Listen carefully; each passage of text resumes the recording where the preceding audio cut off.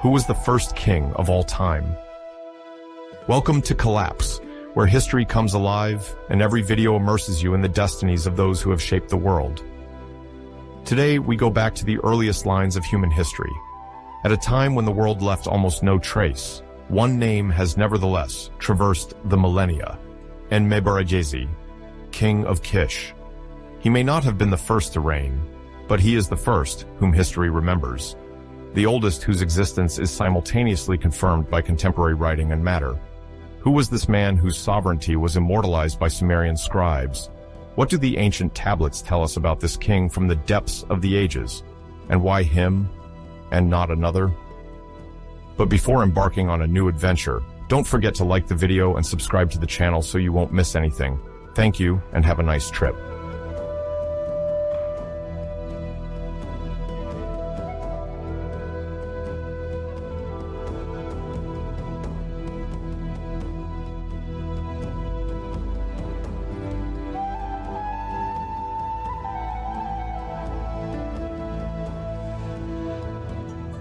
Around the year 2900 before Christ, history shifts.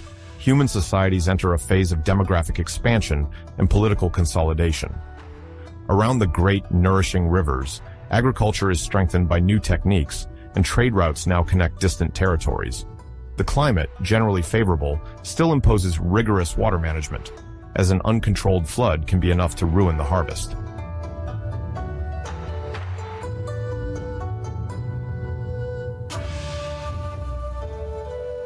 Gradually, more complex social structures appear, led by elites capable of mobilizing resources on a large scale. Everywhere, city-states, embryonic kingdoms, and fortified centers spring up. At the dawn of the third millennium before Christ, the world's map remains blurry, but it is already marked by citadels, temples, monumental tombs, and other signs of the growing power wielded by religious or military leaders. Societies distinguish themselves by their beliefs, their skills, and their systems of organization. In this shifting landscape, one region draws attention with the speed of its rise: Lower Mesopotamia, the land of Sumer, where a written tradition and the first pronounced forms of kingship emerge. But before delving into it, let's observe the other centers of civilization that, around 2900, are thriving across the world, showcasing an astonishing diversity.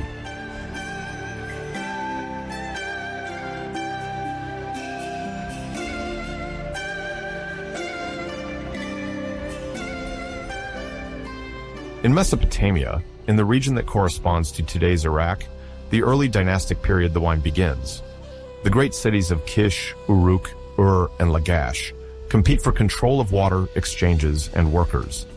Fertilized by the silt from the floods of the Tigris and Euphrates, their lands encourage rapid growth. Over time, irrigation systems become more sophisticated, while administration moves from pictograms to a more structured writing, cuneiform.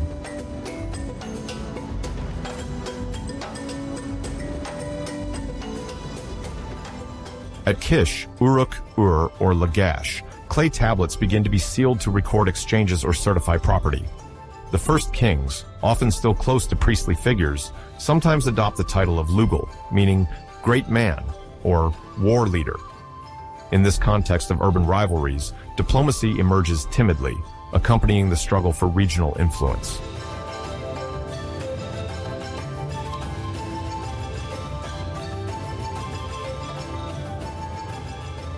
Sanctuaries, such as the Ezida in Kish or the temples dedicated to Etana in Uruk, are no longer just places of worship. They become centers of power, blending the sacred with the political.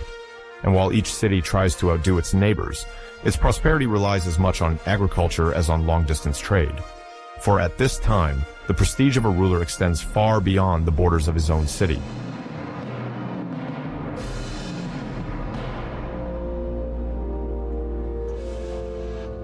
In Egypt, the end of the Second Dynasty marks a period of transition. Pharaohs seek to solidify their authority over the entire Nile Valley. Considered living gods, they build mastabas, trapezoidal tombs of raw brick or stone, the precursors of the Great Pyramids to come. At Saqqara and Abu Sir, the royal court distributes functions: temple maintenance, agricultural management, law enforcement. The administration is structured around an efficient bureaucracy, responsible for recording harvests and resources. These early dynasties closely associate the ruler's power with the world's balance, embodied by the ideal of Ma'at. While the kingdom's borders remain fluid, pharaohs maintain regular relations with neighboring peoples, whether commercial or military, notably in Sinai or Nubia, rich in gold. Less monumental than that of the Old Kingdom, this Egypt nevertheless lays the foundations of a divine kingship destined to last millennia.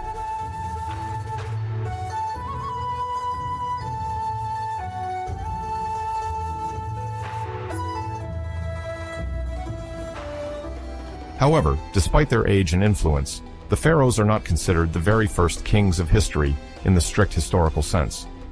The first Egyptian ruler, Narmer, is often presented as the founder of pharaonic kingship in 3100 before Christ. But even though his name appears on ritual objects like the Narmer palette, no administrative text or contemporary inscription formally confirms his royal status within a clearly established political framework.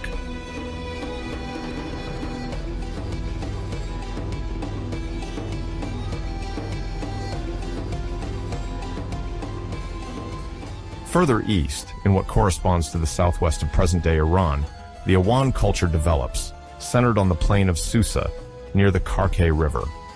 The region sees the rise of trading posts and modest urban centers, supported by agriculture suited to a drier climate than that of Mesopotamia. Elam already asserts itself as an essential player in the trade of stones and metals. In the neighboring mountains, communities exploit mining deposits, providing ores to the cities of the plain.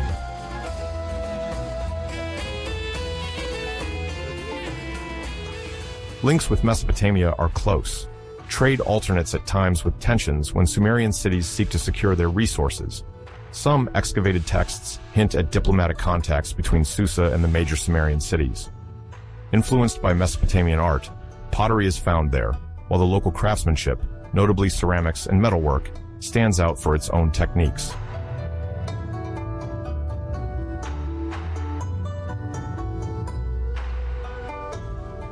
In the Indus Valley, covering part of modern-day Pakistan and northwestern India, the phase known as Ravikot Diji unfolds, heralding the Harappan civilization.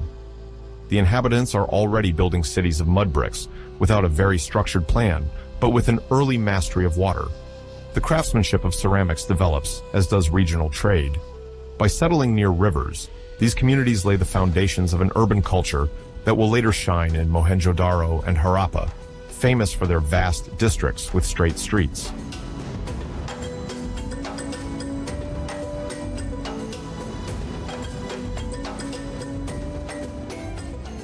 Even though data on this period remains fragmentary, excavations reveal increasingly active exchanges with the West, especially towards Iran and Mesopotamia. Caravans transport metals, stones, and goods, announcing the rise of a long-distance trade network. Thus, the Indus Valley asserts its strategic position between the Iranian Plateau and the Indian Ocean.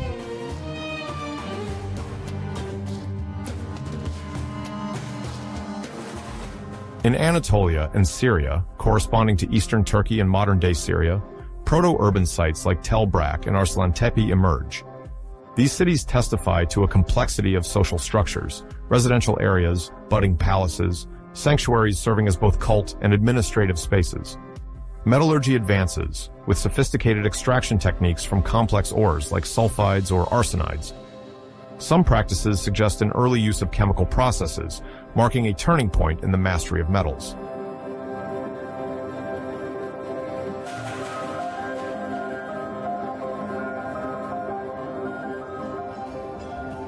Caravan routes connect these centers to Mesopotamia and further to the Black Sea. Metals, grains, and textiles are exchanged in an expanding network.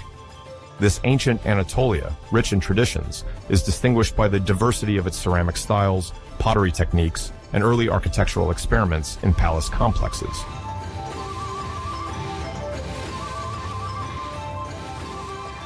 In China, in the lower Yangtze Valley, the Liangzhu culture unfolds, centered on the current Zhejiang province. It is characterized by the refined production of ritual jades. Kong and Bi objects, tubular or circular, are abundantly discovered in elite tombs, indicating a pronounced social hierarchy. The artisans of Liangzhu Experts in jade engraving use abrasive tools and advanced drilling techniques, showcasing remarkable know-how.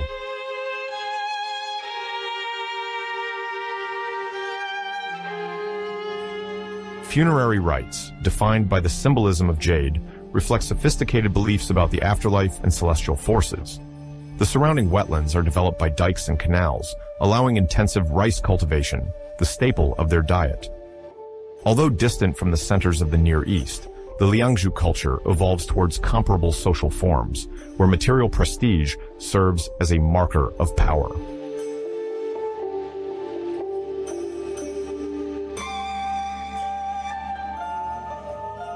In the West, Europe is also undergoing profound transformations. Along the Atlantic coasts, impressive monuments emerge, rows of menhirs, dolmens, cairns. From the Iberian Peninsula to the British Isles, these constructions testify to a shared imagination and networks of exchanges linking sometimes distant communities. At the same time, copper begins to spread. The axe found near Ötzi, the Iceman discovered in the Alps, is a striking example. Finely crafted, it shows that metallurgy has reached the Alpine valleys.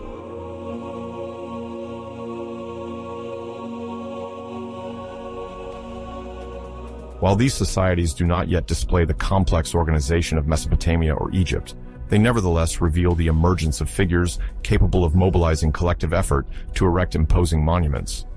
Obsidian, amber, salt, or copper circulate through regional routes, enriching knowledge and cultures. Each group thus develops its own traditions, while gradually incorporating innovations from elsewhere.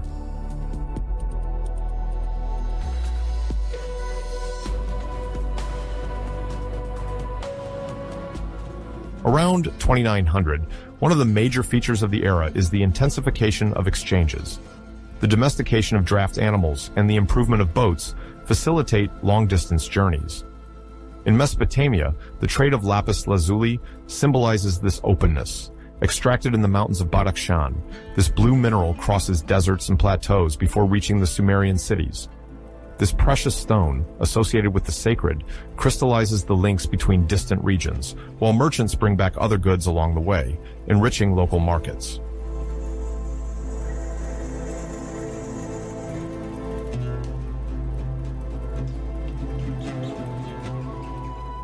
Other rare materials contribute to this large-scale exchange.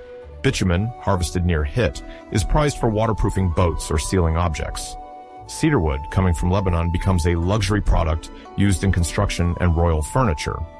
As for the gold extracted in the south of Egypt, it embodies wealth and is found in the treasures of the powerful. These flows create a vast network linking Africa, the Levant, Mesopotamia, and Central Asia, giving rise to an unprecedented cultural effervescence.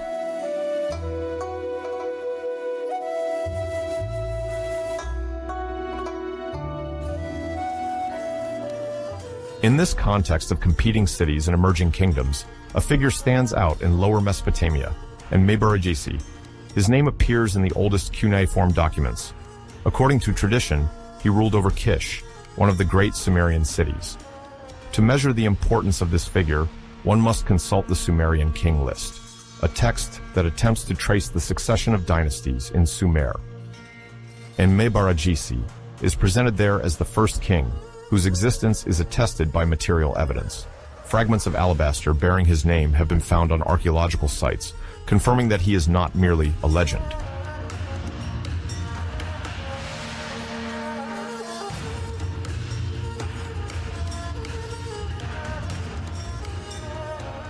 He embodies a turning point. Under his reign, a new figure of power takes shape, the Lugal general, both a war leader and a sacred figure. At this time, kings no longer content themselves with managing temples. They must also defend their cities, organize military campaigns, and ensure harvests. Enmabaragesi symbolizes this evolution. He heralds an era where power becomes more martial, where force joins the sacred in the definition of royalty.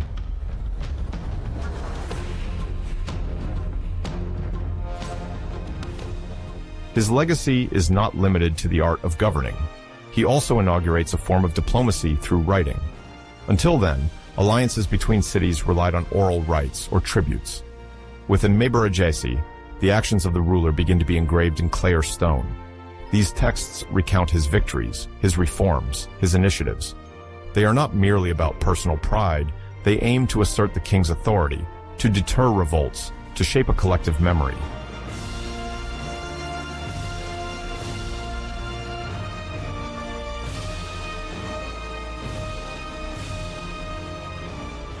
By having his name inscribed in material, Enmabaragesi introduces a decisive tool in the history of power, writing as a vector of legitimacy.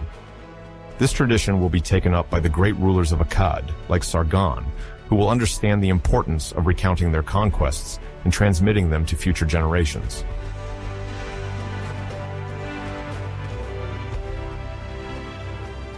Thus, around 2900 before Christ, the world crossed a threshold. While Mesopotamia saw the rise of increasingly powerful city-states, Egypt stabilized its authority, Iran organized its plains, the Indus Valley prepared to build its great cities, Anatolia developed its metallurgy, the Liangzhu culture of China refined its jades, and Europe built its megaliths. An immense network slowly wove itself together, connecting rare materials, new ideas, and royal ambitions. At the center of this web, a major invention emerged: written history. By inscribing his name in clay, Enmabaragesi became more than a king. He became memory, a pioneer of permanence. Thanks to him, royalty ceased to be ephemeral. It entered time.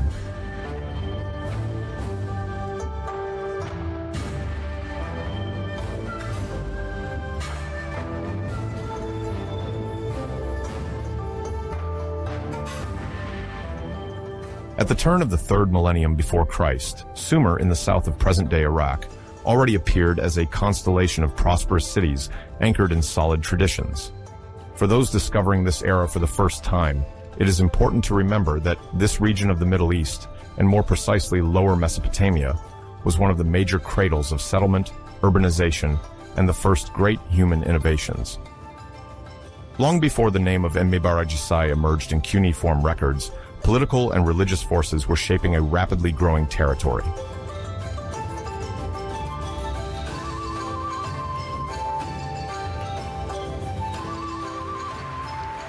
The institutions, the worship of ancestral deities, the appearance of writing, and the construction of the first temples were not born from a sudden impulse, but from a long process, the result of centuries of evolution. It is within this dynamic that our exploration of Sumer before Enmabaragesi fits. A world marked by the sacred, the rivalry between spiritual leaders and military chiefs, the beginnings of pictographic writing, and the rise of key cities like Kish, Umma, Lagash, or Uruk, cradles of legendary figures such as Gilgamesh. These are essential landmarks to understand the heritage that the future king will receive. Girl, you were kicking it. I enjoyed it, Fred. I have Robin and I'm listening to it too. So we'll talk later. In the early Sumerian cities, power was organized around the temple, a religious and administrative center. The notion of the temple city illustrates a society structured around a sanctuary dedicated to a tutelary deity. Before the establishment of centralized royal power, it was the governor-priest, the Ensi, who embodied authority. Both a spiritual guide and a manager, he oversaw rituals, temple maintenance, the distribution of foodstuffs, and large hydraulic projects.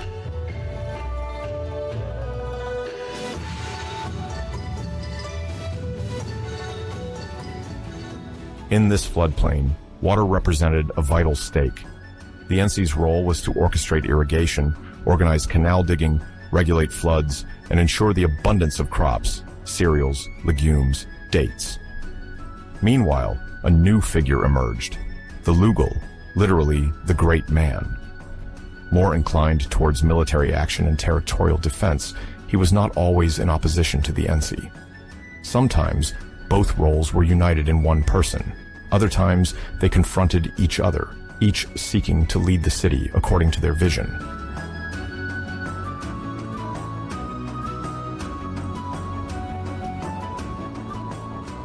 This duality between religious governance and martial leadership is essential to understanding the internal tensions of these early cities. We are between 3000 and 2900 before Christ, at the dawn of the early dynastic period.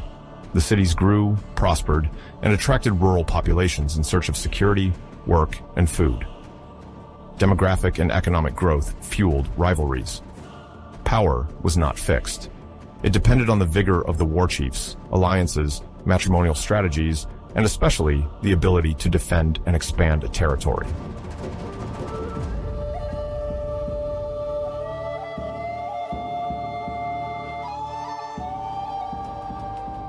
Some ensis, deemed too weak, aligned behind a more experienced neighboring Lugal.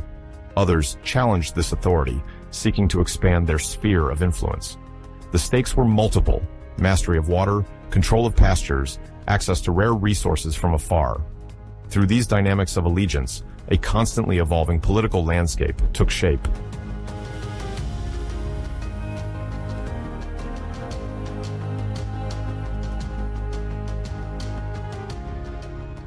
Beyond these power relations, Sumer also stood out for technical advances that revolutionized daily life and reinforced the expansion of the cities. One of the most significant was the invention of the ARD plow. It transformed agriculture, allowed better exploitation of fertile lands, and significantly increased yields. Models improved. Teams adapted to oxen, local wood combined with metal elements ensured strength and efficiency.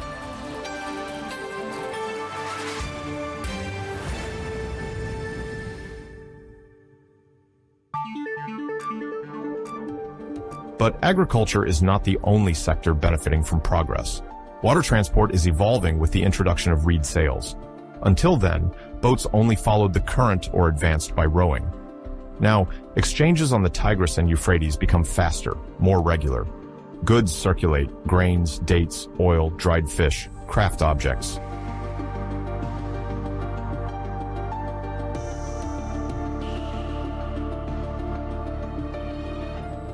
These rivers become true economic arteries, linking cities with each other and with neighboring regions. The towns situated along these waterways gain influence. Thanks to these innovations, the Sumerians not only expand their territory, they lay the foundations of a civilization whose reach will extend far beyond the banks of their rivers.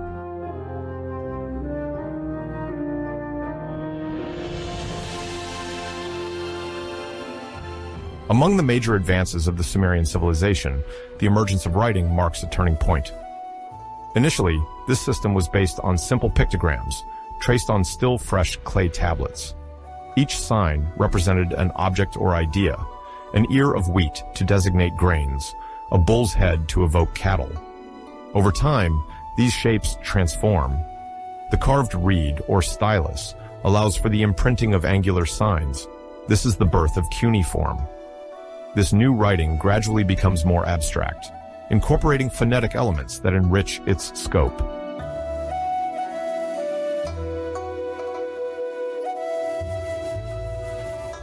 Originally conceived for accounting, it is used to record stocks, distribute rations, and note payments. Barley, beer, cattle. Each good finds its place in this nascent administration. Then, writing extends to other uses: religious dedications, palace archives, and soon, narratives passed from one generation to the next. Long before Enmabaragesi, this mastery of writing reinforces the authority of elites who use it to govern, centralize, and legitimize their power.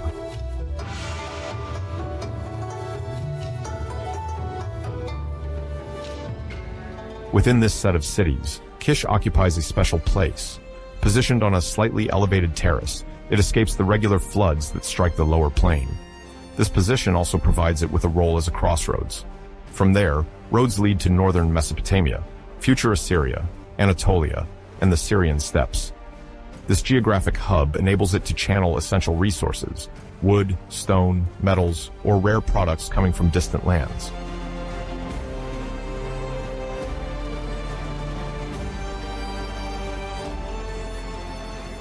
Even before Enmabaragesi, some leaders are already called kings of Kish in traditions.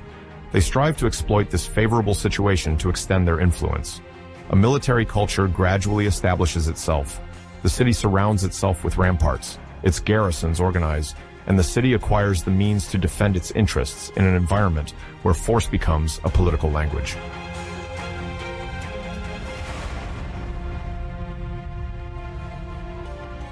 At the heart of this dynamic, the cult of Zababa takes on its full meaning.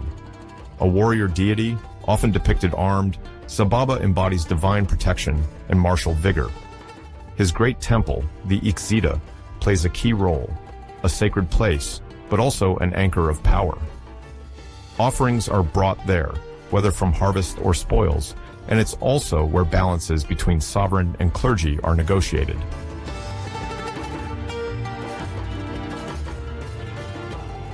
In Kish, as in other temple cities, political legitimacy rests on a close alliance between the king and the priests. Power is truly solid, only if it rests on the favor of the gods. And in collective imagination, military victories are proof that Zababa watches over.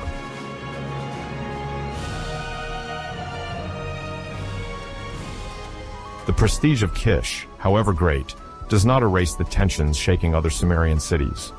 Alliances and rivalries are forged according to circumstances. Among the emblematic conflicts of the early dynastic period, the struggle between Umma and Lagash occupies a central place. Separated by about 30 kilometers, these two cities clash for control over fertile lands and irrigation canals, especially in the disputed region of Guadena. Well before Enmabaragesi's era, disputes are already numerous.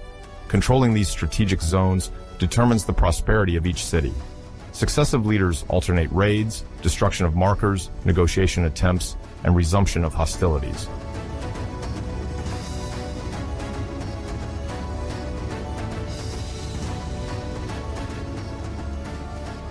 This rivalry reflects a broader reality. In Mesopotamia, each city primarily seeks to protect its resources and autonomy. The cuneiform archives found in Girsu, a dependency of Lagash or in Umma, show meticulous administration. They record fields, agricultural workers, harvests, herds, and numerous mentions related to territorial disputes. A very structured organization already emerges in this context of ongoing rivalries.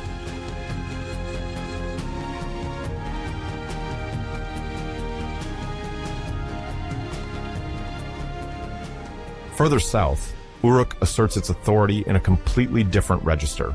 An ancient and influential city, it has long shone through its monumental architecture.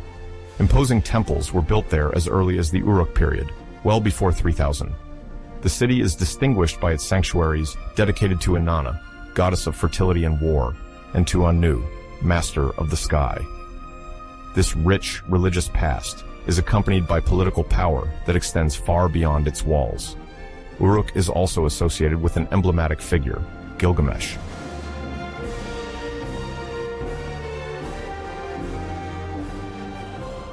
Whether he truly reigned or not, Gilgamesh embodies one of the first legendary faces of Mesopotamian power. Some texts place him at the very beginning of the dynastic era, around 2900 or 2800, making him contemporary with leaders like Enmabaragesi. Although his historical existence remains uncertain, his influence is undeniable. His exploits nourish stories passed down from generation to generation. Behind the epic, we glimpse a reality, that of a king who was a builder, strategist, and defender of his city, whose actions have left a lasting mark on the collective memory.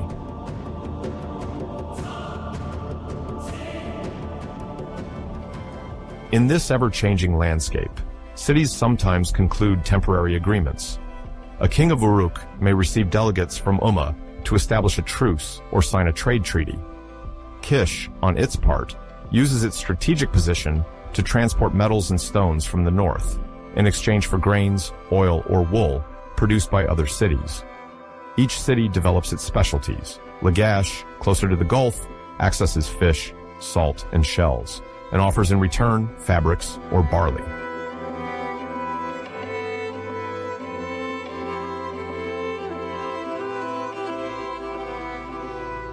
This economic network relies on pack animals and reed sailboats that travel the canals.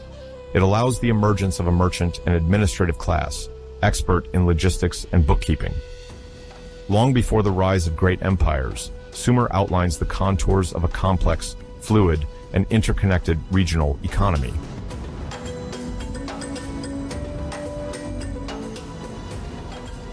But alongside exchanges, war remains a common way to resolve conflicts.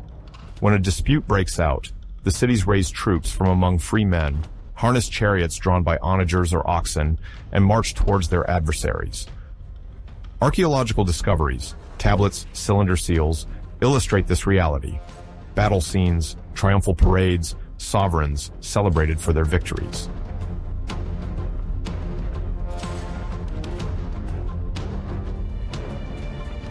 The victors immortalized their success with carved steles, announcing the conquest of a territory or the favor of a protective god. The defeated must surrender livestock, crops, or days of labor. The clashes between Umma and Lagash, or those involving Uruk, are thus not anomalies. They reveal the political instability of the time and the absence of a single authority capable of imposing lasting peace over the entire lower Mesopotamia.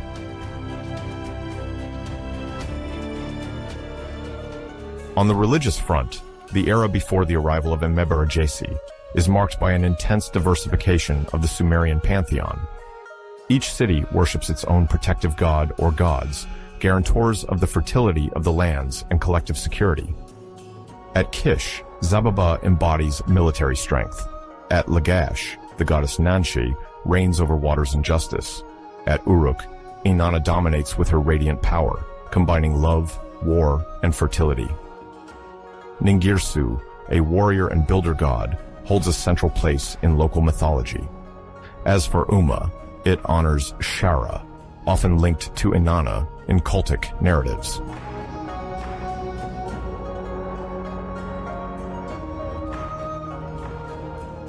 This plurality reflects religious richness as much as a symbolic competition between the cities.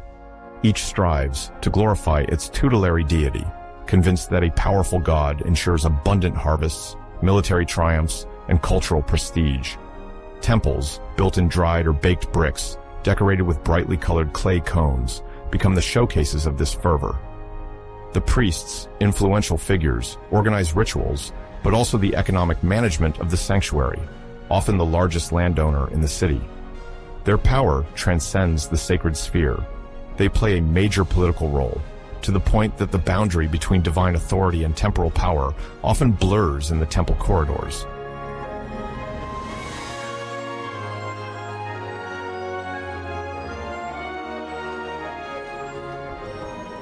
When evoking Uruk under Gilgamesh, Kish and its line of leaders driven by Zababa, the quarrels between Umma and Lagash, or the evolution of writing towards cuneiform, one measures how, even before 2900, Sumer is already in full political, religious, and cultural effervescence.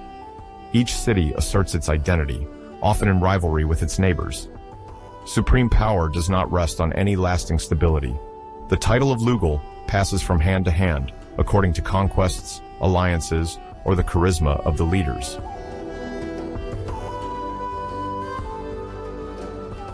In this tumult is born the collective Sumerian memory, a memory that magnifies the great deeds of the ancient kings, the defenders of temples, the builders, the warriors celebrated by their peers and by the gods. A narrative in perpetual construction, nourished by chants, archives, steles.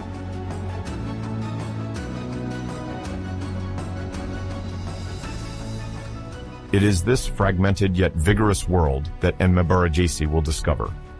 Before him, Mesopotamia already had well-structured cities, powerful religious traditions, and innovations that had profoundly transformed urban life. Territorial conflicts, ideological rivalries, and border tensions form a shifting backdrop, propitious for the most ambitious aspirations.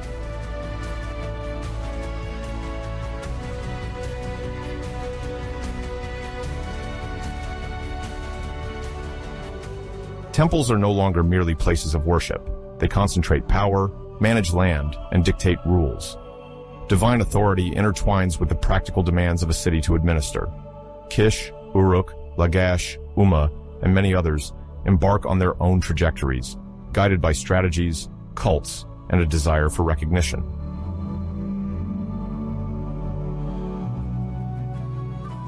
It is in this bustling context, well before the appearance of a unique reign, that Sumerian culture flourishes. The plowshare, the reed sail, the nascent writing. These inventions are not mere tools.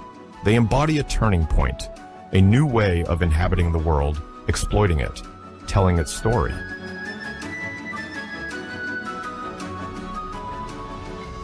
And it is on this already dense framework that the silhouette of a future king of Kish finally appears.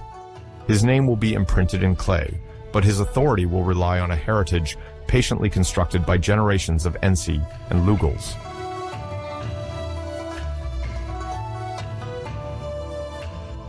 Here is Sumer before Enmabaragesi, an ancient world, proud of its gods, its cities, and its inventions, aspiring only to continue its evolution in tumult and splendor.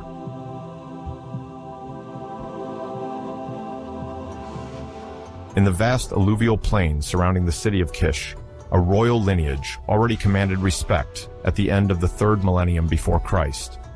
It is there, at the heart of a territory, still partly veiled by the shadow of time, that a young prince named Enmabaragesi was preparing to follow in the footsteps of his ancestors. He carried within him the heritage of a dynasty whose roots dug deep into the mythical foundations of Sumerian royalty.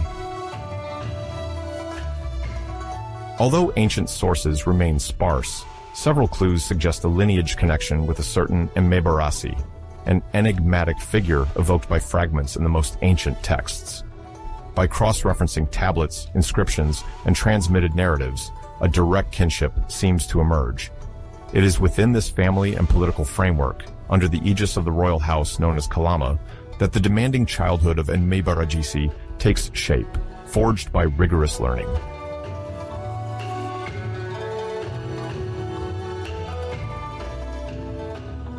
The Kalama house enjoyed an eminent status in Kish society. Although the details of its foundation remain vague, several documents mention its strong alliances with other influential clans.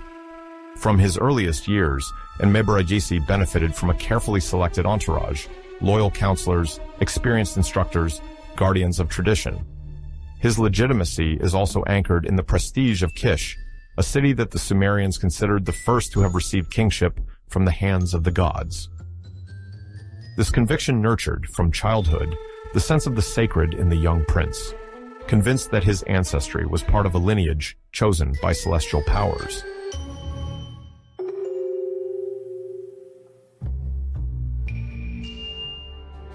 But beyond the legends, his formation relied on concrete teachings. Mastering numbers and agricultural goods figures among the first knowledge imparted. The economy of Sumer rests on barley, wheat, and cereals, requiring the tracking of each sack, each measure. Enmabaragesi learns to read the signs engraved in clay, to trace these rudimentary pictograms that herald cuneiform himself. Each tablet becomes a lesson, accounting for harvests, distribution of seeds, allocations destined for temples.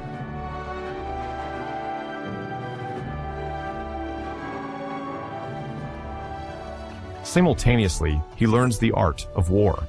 Among the emblematic weapons, the battle axe, the gish tukul, holds a special place. Its curved, sharp, and feared blade is associated with Zababa, the protective god of Kish. Training in its handling is already an inscription in the military continuity of his house and preparation for future conflicts.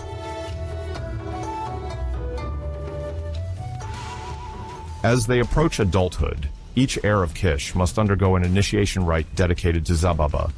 They are then nicknamed the Marsh Walker. The ordeal consists of venturing into the wetlands of the upper Euphrates, accompanied by trusted companions, to hunt an emblematic animal. This journey into the marshes, teeming with wildlife and vegetation, tests the endurance and audacity of the young pretender. Enmabaragesi goes there discreetly, dressed in a simple tunic, ready to face this challenge without pomp.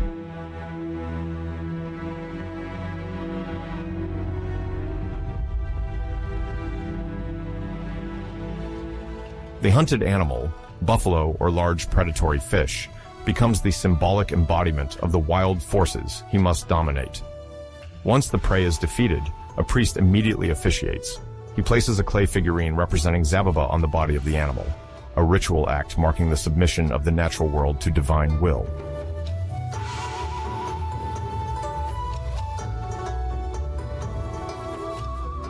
The blood of the beast, drawn from the blade of the weapon, is poured into a sacred cup. Enmabaragesi carries this blood to an altar set up on the spot. Before his kin, and under the eyes of the gods, he pronounces vows of bravery and fidelity, committing his life to the service of the city and the god who protects it. This rite is not a mere formality. It seals the mystical bond between the future king and the tutelary deity of Kish.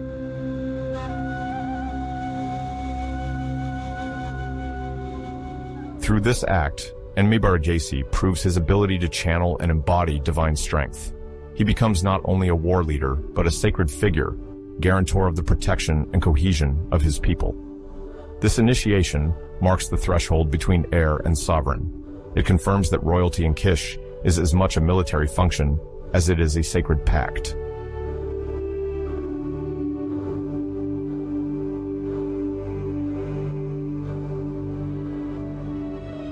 This significant episode of Enmabaragesi's youth finds a singular echo in an unexpected discovery. A fragment of a tablet, hastily engraved, unearthed at Kafaja, not far from Kish.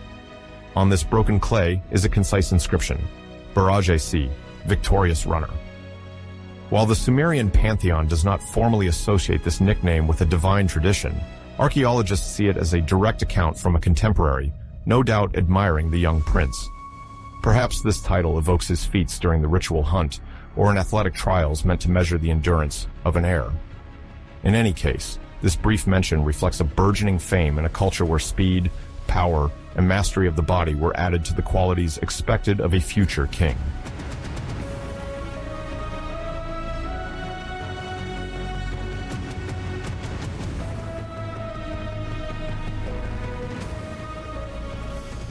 To assess the significance of this graffiti, one must situate Kafaja in the landscape of the time. A small but active town east of Kish, it served as a relay for caravans carrying grains, pottery, or materials from more distant lands.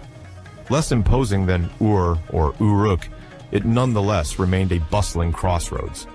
That a passerby chose to inscribe Enmabaragesi's name there shows how far his reputation had already spread. Rumors circulated through potters, passing scribes, or itinerant merchants. Through this trace, a royal imagination unfolds, associating the Prince of Kish with vigor, victory, and a heroic ideal that people wanted to see embodied.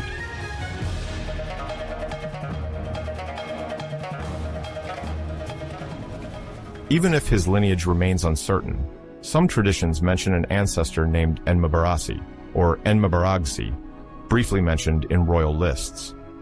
These documents, often compiled long after the events, sometimes betray the need to order a royal history according to idealized models. But beyond the exact names, the essential remains. From childhood, Enmabaragesi inherits the symbolic legacy of a prestigious lineage, with the mission to preserve the greatness of Kish.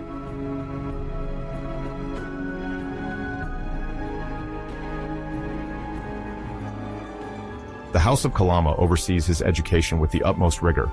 Alongside the palace masters, the young prince studies writing, accounting, and the art of command. He is taught the tales of the ancients, the rituals of the Temple of Zababa, and the subtleties of negotiations between cities. He learns to manage harvests, organize reserves, and understand the complex workings of the agrarian economy. But he is also introduced to strategy, military history, and the use of weapons. Every piece of knowledge, every gesture, is part of a training aimed at forging a complete sovereign.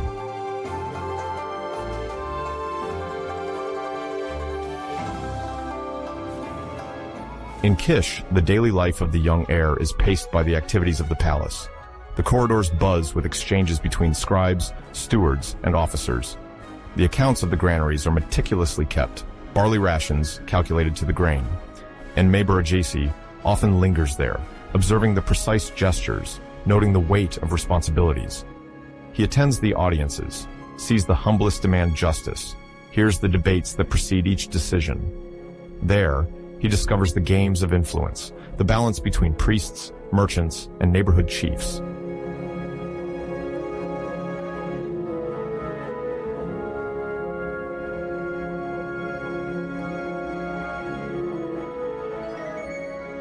Growing up, He absorbs everything, numbers as well as stories, gestures as well as symbols. The heritage of Kalama, the rites of Zababa, the learning of weapons and administration form the foundations of his identity. Each step strengthens his stature.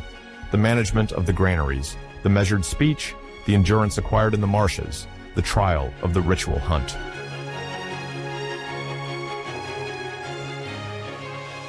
The fragment found at Kafaja, modest but eloquent, suggests that his name was already reaching beyond the walls of Kish. It circulated carried by rumor, accompanied by tales on the border of reality and myth. In a world where the king had to embody strength, wisdom, and piety, Enmabaragesi gradually asserted himself as the ideal synthesis of these values.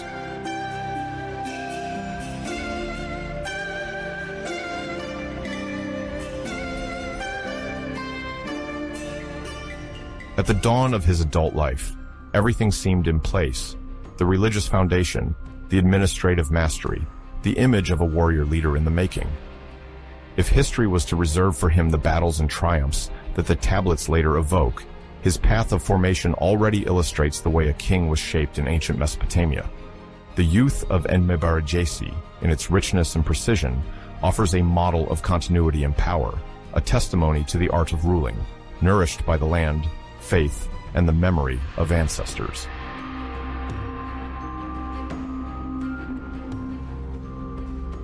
Around the year 2885, a major turning point looms in the great city-state of Kish. Following the sudden death of King Aga, a new name imposes itself, Enmabaragesi. While no continuous chronicle recounts this event in its entirety, fragments of cuneiform tablets found over time allow us to sketch its contours. At that time, Kish occupied a strategic location, dominating the trade routes of Lower Mesopotamia, and exerted considerable influence over its neighbors. The unexpected demise of Aga causes a shockwave. The people worry, the elites stir, and civic assemblies convene urgently.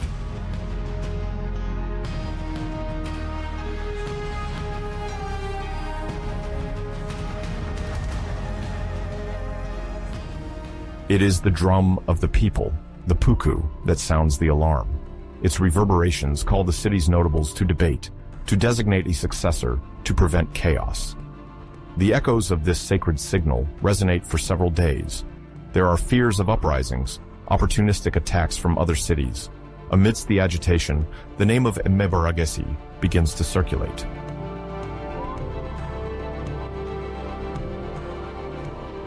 Son or nephew of Aga, according to some traditions, Enmabaragesi already belonged to the royal house of Kalama. His profile is reassuring.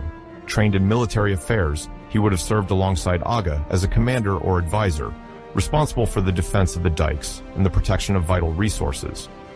According to tablets found in Kafaja, he mastered the art of supply, knew the routes linking Kish to Upper Mesopotamia, and possessed the experience necessary to take the reins in a moment of uncertainty.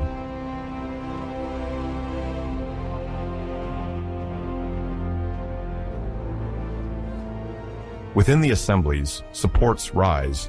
His intelligence is praised, his ability to dialogue with the great clans of the city.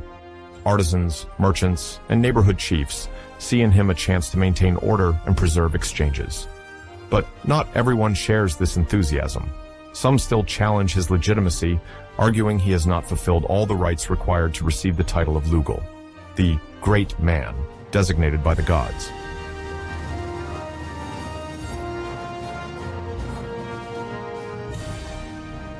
Faced with divisions, a solemn session is convened. The puku resounds again, more prolonged this time, to call for deliberation. Under the authority of the high priest of the temple of Zababa, debates open.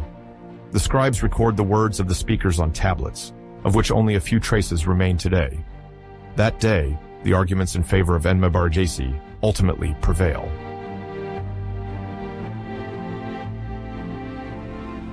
His accession to the throne relies not only on his birth or his strategic talents, but also on the alliances he forges with artisans and merchants. In a city where the economy depends on political stability, these supporters tip the balance. Kish cannot afford to see its markets empty or its warehouses blocked. Order must be restored, and Enmabaragesi appears to be the one who will perpetuate the legacy of his predecessors while strengthening the city's supremacy against other powers of Sumer.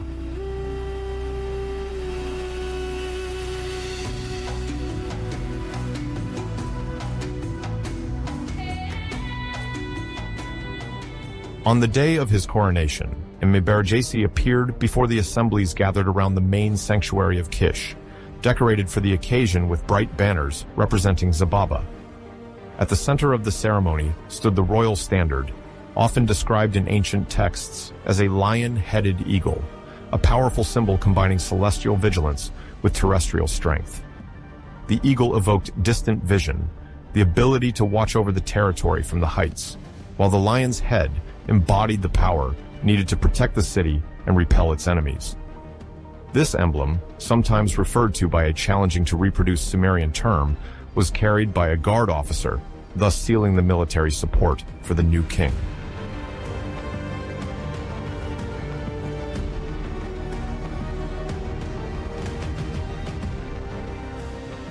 In front of the gathered crowd and priests, Enmabaragesi placed his hand on the altar of Zababa and took an oath.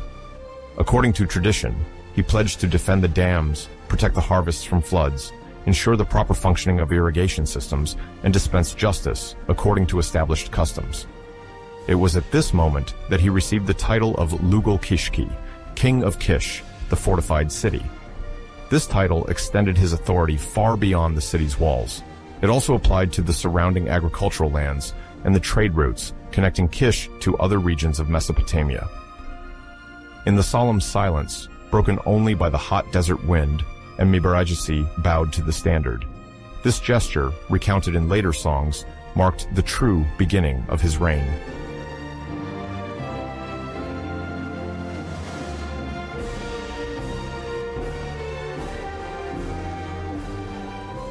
Once crowned, the king had to face the initial challenges. Among them, the need to mobilize workers to maintain the hydraulic infrastructures essential for the city's survival. In Mesopotamia at that time, the balance between water and land depended on a vast network of canals and dikes that allowed for crop irrigation. But these structures required constant maintenance. Silt, deposited by the Euphrates, regularly threatened to obstruct them. Without regular intervention, the risk of overflows or shortages became real.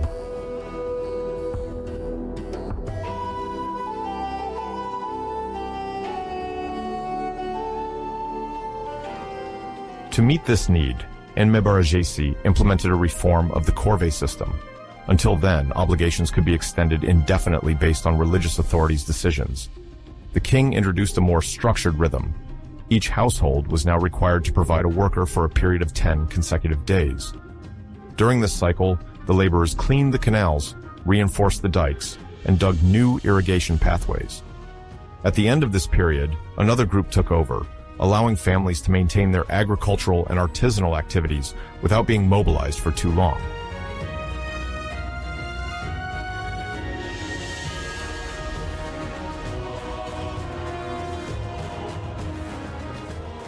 According to texts found in the later palace archives, this new schedule was perceived as more equitable. It provided stability that the former, often arbitrary methods, did not offer. But Enmabaragesi did not stop there. He also transformed the remuneration system linked to these corvées. Until then, rewards were rare, sometimes distributed in the form of food without consistency. Henceforth, each worker would receive a daily ration of barley, measured according to a standardized unit called Sila 3.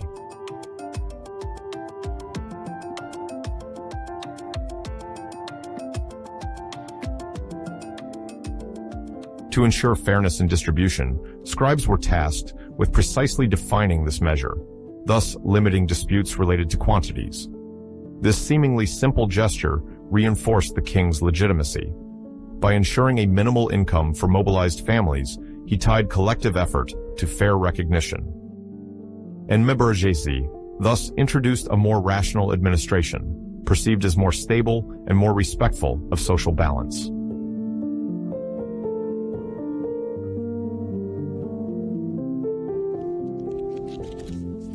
Through this reform, the sovereign affirmed his will to unite political authority, economic efficiency, and distributive justice. In a fragile world dependent on land and water, this new organization ensured not only the prosperity of Kish, but also the enduring respect of those who kept it alive.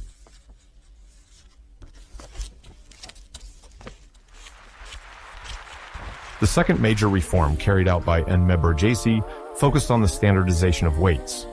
This ambitious measure aimed to facilitate the collection of tributes and secure trade exchanges. For generations, barter reigned in Sumerian cities. Barley, dates, and wool served as common currency. For rarer goods like metals, stone or metal weights were used. But these units varied from one temple to another, from one region to another, complicating any attempt at stable taxation. The confusion fostered disagreements, fueled suspicions, and discouraged many merchants from trading where the measures were not recognized. Freddie, I'm calling you because I just listened to your music. Girl, you were killing it. I enjoyed it, Fred. I had Robin and I listening to it too. So we'll talk later. Bye-bye. Under the king's impetus, Kish adopted a fixed standard, the mina of Agade. Though its exact value remains a matter of debate, it had the advantage of already being known in several Mesopotamian regions. This standard became the sole reference for tributes, taxes, and official exchanges. Whether it was barley, copper, bitumen, or lapis lazuli, everyone now knew what quantity to provide, limiting disputes and ensuring regularity in payments.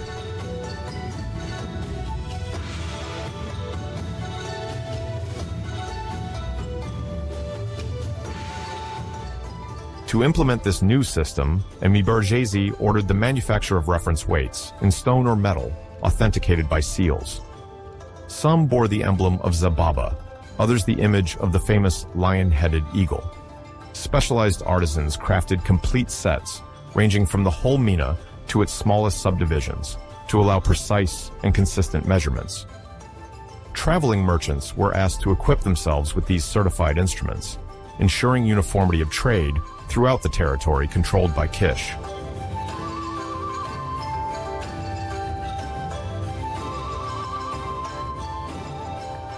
This reform was not only about technical imperatives, it also carried a strong symbolic charge. By harmonizing measures, Enmabaragesi positioned himself as an arbiter above local interests, asserting his role as a guarantor of fairness. It was not just about simplifying economic life, but also about consolidating the image of a just power, concerned with stability.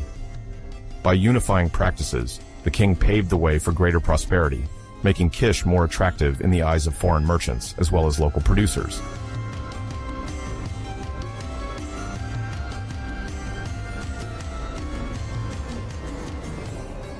In this logic of cohesion, the reforms on Corvees followed the same path. The 10-day cycle service system did not just organize work, it created a concrete link between families and the royal administration. Each household, by delegating one of its members for the maintenance of the dikes, entered into a direct relationship with the central power. This proximity was reinforced by the daily distribution of barley, measured according to now shared standards. The service thus became a visible contribution to the common good, not an imposed burden in the shadows.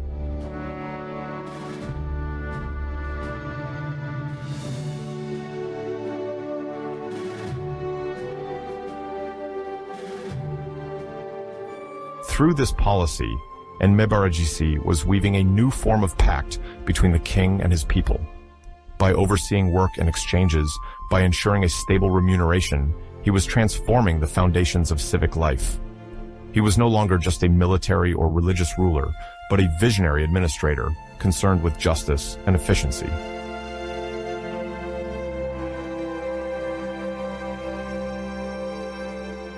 The tablets preserved in the later archives of Kish mention few disturbances during this period. This silence, in a world accustomed to conflict, could well testify to the success of these reforms. Enmabaragesi, by streamlining the administration of the city, affirmed a solid and peaceful authority, capable of making Kish a model of management and balance in the Mesopotamia of the 3rd millennium.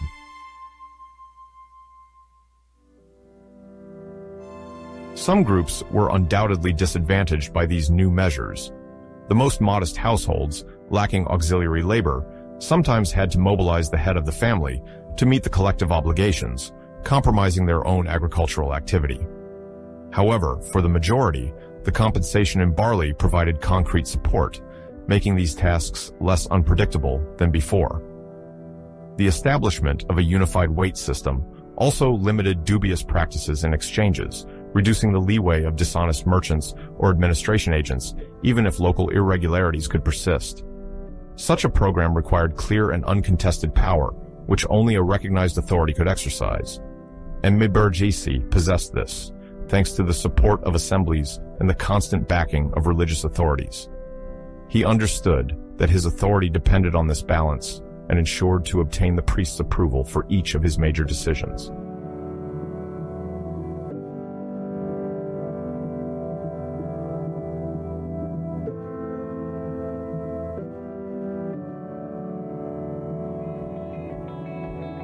From the beginning of his reign, Enmabaragesi asserted himself as a methodical and inventive ruler. His accession to power, confirmed by the oath sworn before the emblem of the lion-headed eagle, under the gaze of the high priest of Zababa, marked a profound transformation of the civic and economic life of Kish. Never before had a leader established such oversight over collective duties or imposed a coherent system of measures and exchanges. To a contemporary observer, it may seem astonishing that a king of the third millennium embarked on such reforms. Yet, this desire for organization perfectly matched the Sumerian vision of power, prosperity founded on controlled irrigation, military protection, and an orderly administration.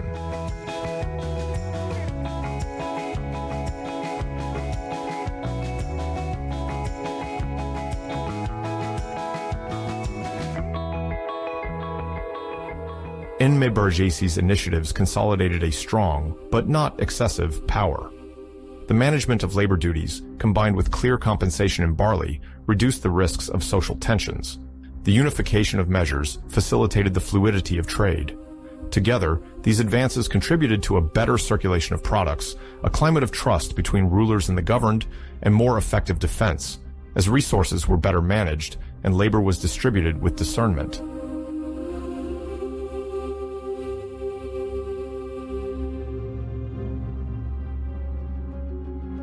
Of course, the success of these changes depended on the support of the elites, particularly the land or workshop owners. Some later sources mention discrete agreements between the king and powerful clans, though it is not possible to fully separate the narrative from reality. What is certain is that these influential families, sometimes inclined to contestation, found interest in the reform, a clearer distribution of collective efforts, and a more readable framework for exchanges. Despite some scattered opposition, a general compromise emerged, allowing Enmabaragesi's power to settle in sustainably.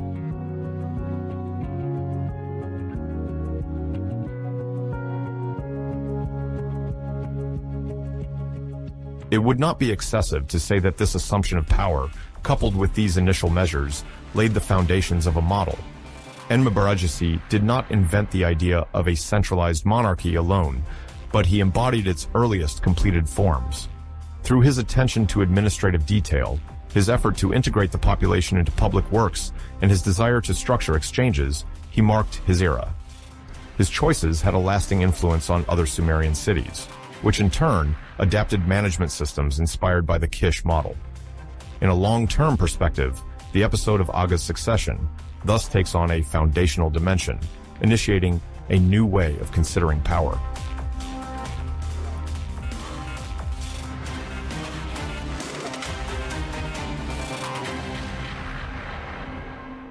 In conclusion, Enmabaragesi's accession to the throne was not merely a passing of the baton. It represents a key moment where a city faced with uncertainty succeeded in restructuring around a coherent program.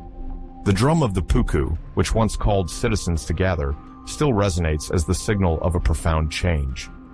The oath before the royal standard was not a ceremonial act without consequence. It inaugurated a reign guided by order, efficiency, and concern for the common good. Through the organization of collective labor and the stabilization of weights, Kish achieved a new regional status, preparing for future evolutions that history would remember. And in this transition, the name of Enmabaragesi stood out as that of a king who built lasting institutions.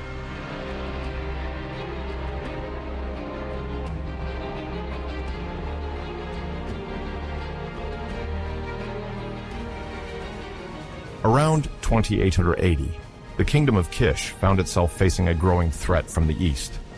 This region, which the Sumerian scribes called Elam, stretches from the southern plains of present-day southwestern Iran to the first mountain ranges. Elam, including notably the plain of Susa and more distant territories, had for some time exerted recurring pressure on the trade routes linking Kish to distant regions. Among the most prized goods was lapis lazuli, a blue stone used in sacred objects and court ornaments, transported from Badakhshan by long caravans. However, these convoys, essential to supply temples and prestigious workshops, were regularly attacked by Elamite raiders. Faced with this persistent insecurity, Enmabaragesi decided to take action. He then launched his famous Eastern campaigns with the aim of defending his city's commercial interests.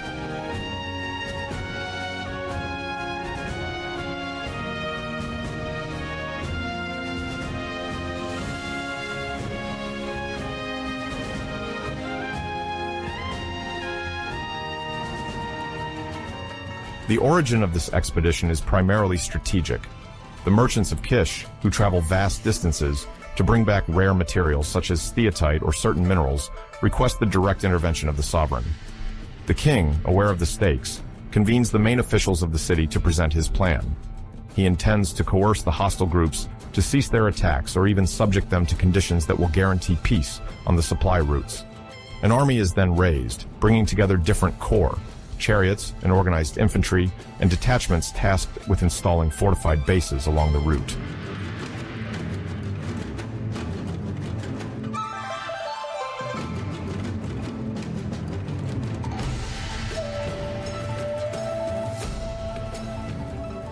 The military organization of Kish at this time can be partially reconstructed from texts and excavations.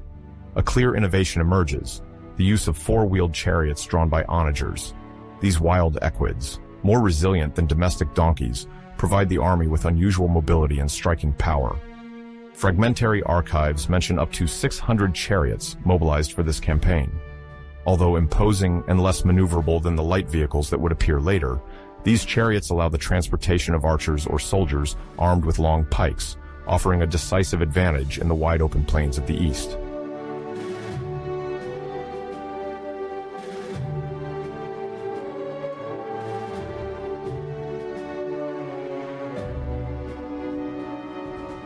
Alongside these chariots, a dense infantry takes shape, structured around formations called ga-an-tukul, often translated as lines of combat.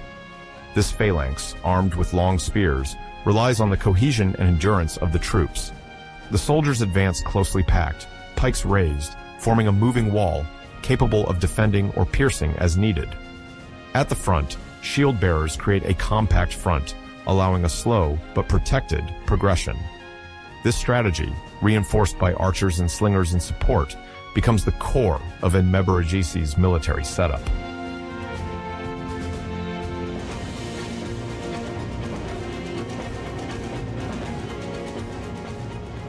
Once the army is assembled, Enmabaragesi organizes a supply system capable of supporting a long campaign beyond the borders of Lower Mesopotamia. According to Sumerian texts, provisions depots are installed at regular intervals to support the troops' advance, ensuring the distribution of barley, oil, and beer. The geographical position of Kish, slightly elevated, favors its supply from regions located upstream of the Tigris. For the expedition to the east, the chosen routes avoid marshy areas, facilitating the chariot's progress on dry tracks at a rate of about 10 kilometers per day. Despite these precautions, the journey remains risky. Crossing the semi-arid lands that separate the Sumerian plains from the initial Elamite heights requires protection against the lack of water, heat, and ambushes.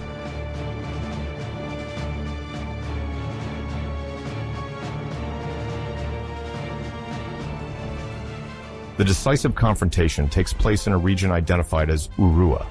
The fragmentary mentions of the Battle of Urua date this clash around 2880. While this estimate remains debated, it agrees with the indications contained in the Sumerian King List and certain archaeological elements, notably pottery from the final Jemdet Nasser phase. Urua appears to be situated on a vital axis, connecting lower Mesopotamia to the highlands, a necessary passage for caravans transporting lapis lazuli. An inscription, preserved on a stela fragment, states, Enmabaragesi banished Elam to the mountains. This brief formula is often interpreted as the summary of a major victory that pushed the Elamite forces far into the rugged areas.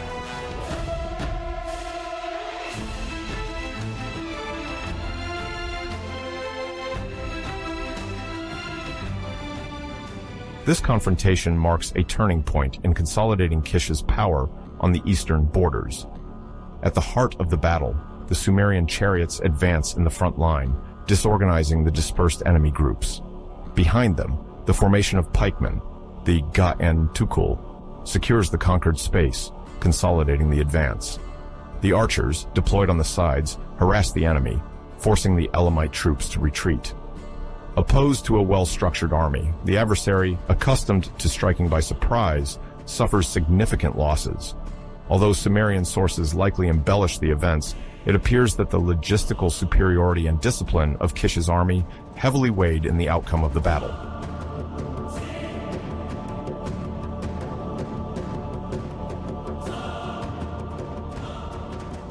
In the weeks that follow, Enmabaragesi conducts a series of targeted operations against several Elamite enclaves considered havens for raiders. According to the Chronicles of Kish, several secondary sites near the plain of Susa are occupied and placed under surveillance. To ensure peace, influential members of the local communities are taken as hostages, often belonging to the ruling elites.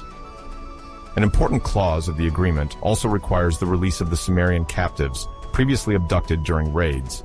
These prisoners, merchants, craftsmen, or emissaries, are returned to Kish with great pomp. This return, highly symbolic, reinforces the prestige of Enmabaragesi. The king is then seen not only as a victorious war leader, but also as a guarantor of his people's safety and the smooth functioning of trade.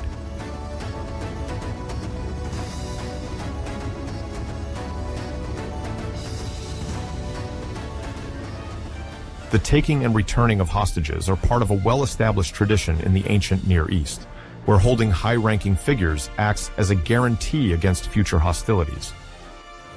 For Enmabaragesi, the release of captives represents much more than a mere success. It is a clear demonstration of his authority. In Kish, a solemn ceremony is organized, led by the clergy of the temple, dedicated to Zababa. As per custom, part of the loot is dedicated to the city's tutelary deity.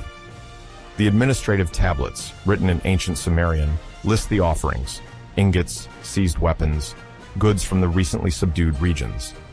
This display of abundance is accompanied by ritual prayers, in which Enmabaragesi attributes the victory to divine protection, claiming that Kish's military power stems from a superior will.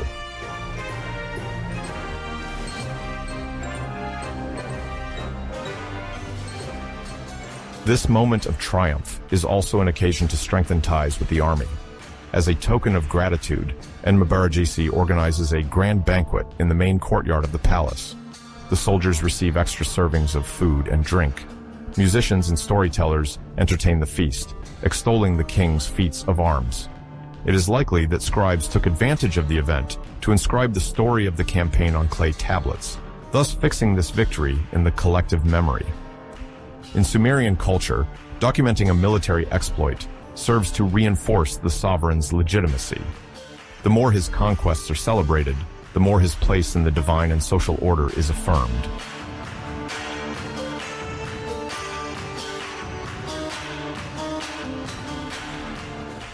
It is during this period that an episode, renowned thanks to an exceptional object, takes place. The Alabaster Mace head, catalogued under number AO 2673 at the Louvre Museum. This artifact, carefully polished, has a rounded shape marked by fine incisions. Offered in gratitude to Zababa, it embodies a strong symbolic gesture, paying homage to the protection granted during the campaign.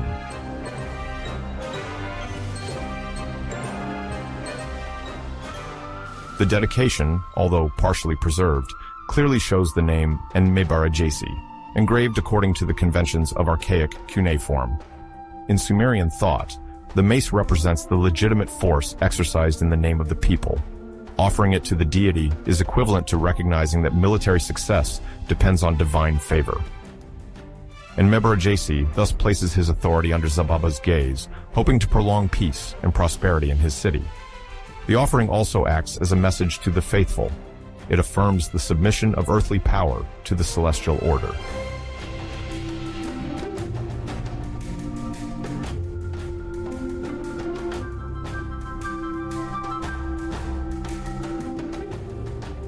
The modern discovery of this mace takes place at the beginning of the 20th century, during excavations conducted in Mesopotamia.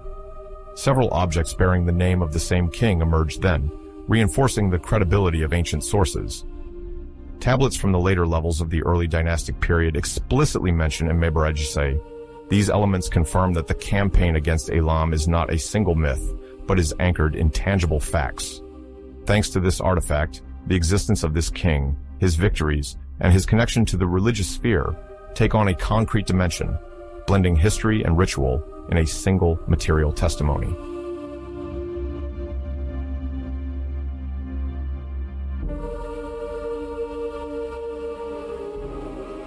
In the sanctuaries of Sumer, it is common for rulers to leave a lasting trace of their actions. Inscriptions on walls, votive objects, dedicated foundations, everything serves to immortalize the great moments of the reign. Enmabaragesi's mace would have been placed at the foot of Zababa's statue, or in an adjoining sacred space, so that the faithful could contemplate the blessed weapon. The finesse of the work and the nobility of the material signal particular care, revealing the king's desire to show both his success and his piety.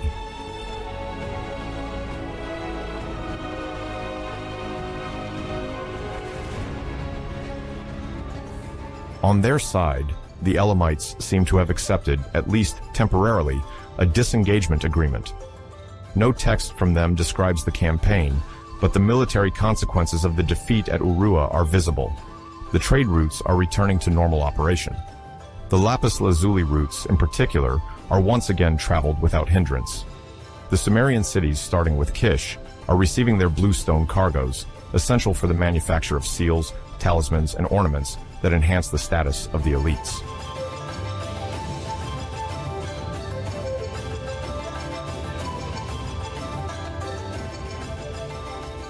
In the aftermath of this victory, the prestige of Kish rises considerably, and Enmabaragesi now embodies the image of the protector king, capable of rallying the city's forces and repelling external threats. The expedition against Elam becomes a landmark in Sumerian history. It demonstrates that the military organization of Kish, though still evolving, can confront and defeat groups feared for their aggressiveness and mastery of difficult terrains. Generations later, rulers of Akkad or Ur III would in turn claim conquests in this same direction, inspired by the example set by Enmabaragesi. The expression, "banished Elam to the mountains," from an ancient inscription, would be reused as an exaltation formula in subsequent royal texts. The success of the king of Kish, relayed and magnified over time, thus becomes part of the symbolic repertoire of Mesopotamian power.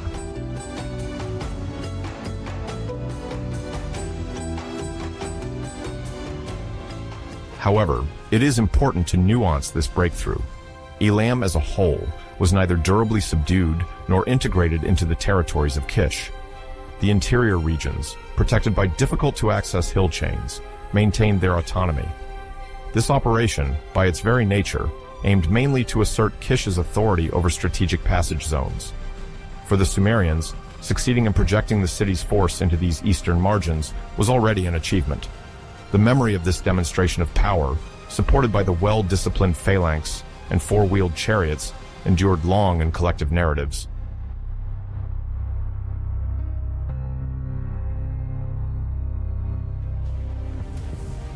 On the level of regional balances, the victory at Urua also modifies the relationships between Kish and other Sumerian city-states.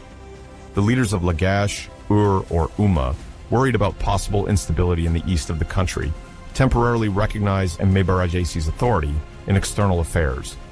Ambassadors are sent to salute his success and seek his support against future threats. At the same time, the cult of Zababa, until then mostly revered in Kish, experiences a rise in other localities, reinforcing the religious aura of the king and his city. This diffusion of divine prestige shows how conquest also comes with cultural and symbolic expansion, through which military force is coupled with sacred legitimacy.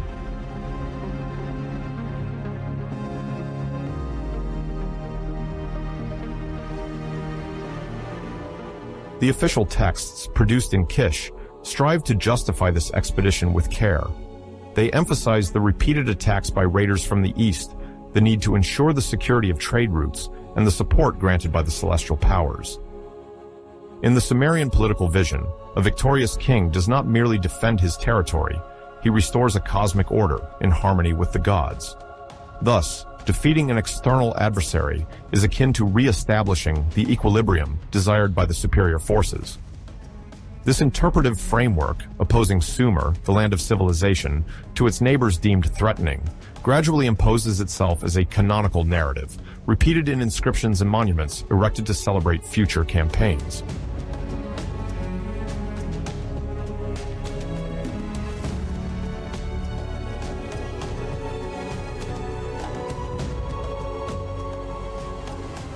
In closing this narrative, it is important to emphasize the enduring significance of this victory.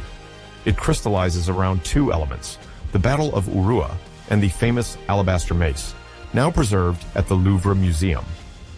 This narrative not only served to glorify Enmabaragesi, it served as a reference, illustrating how a sovereign can respond with rigor and speed to external threats. Where so many military episodes of antiquity fade into oblivion, this campaign remains exceptionally visible, both through the objects found, the engraved texts, and the collective memory maintained by scribes.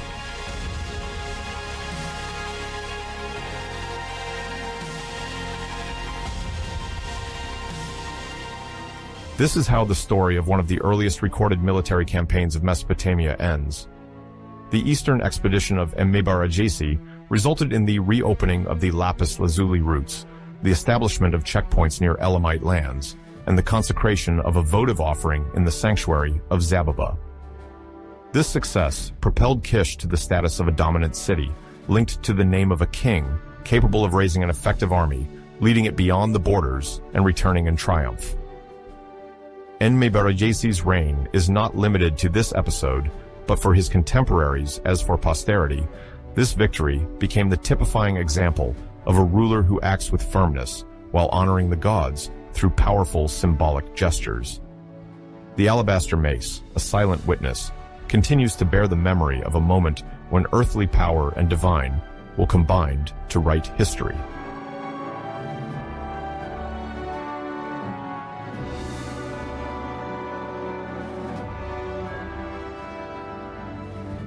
At the turn of the 29th century before Christ, Kish, under the reign of Enmabaragesi, asserted its supremacy over Lower Mesopotamia, a vast expanse nourished by the waters of the Tigris and Euphrates.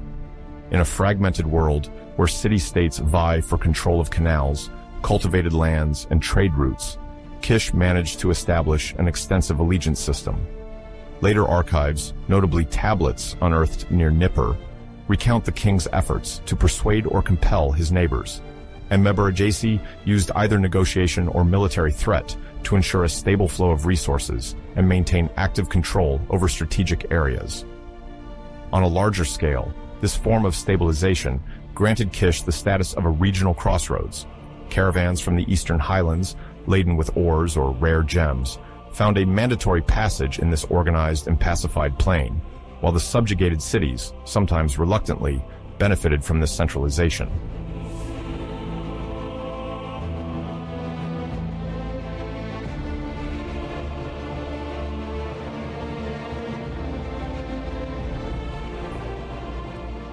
The example of Lagash illustrates this growing grip well.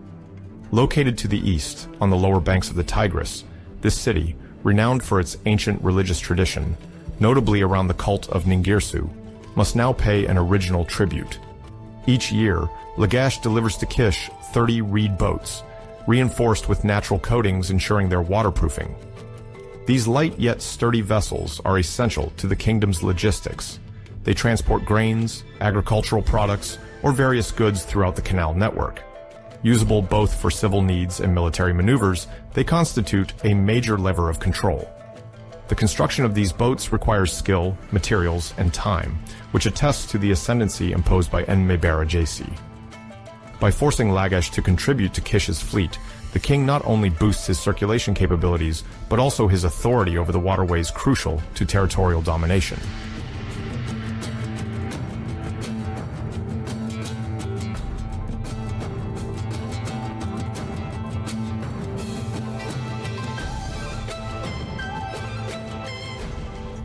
Further to the northwest, Umma represents another example of this integration policy.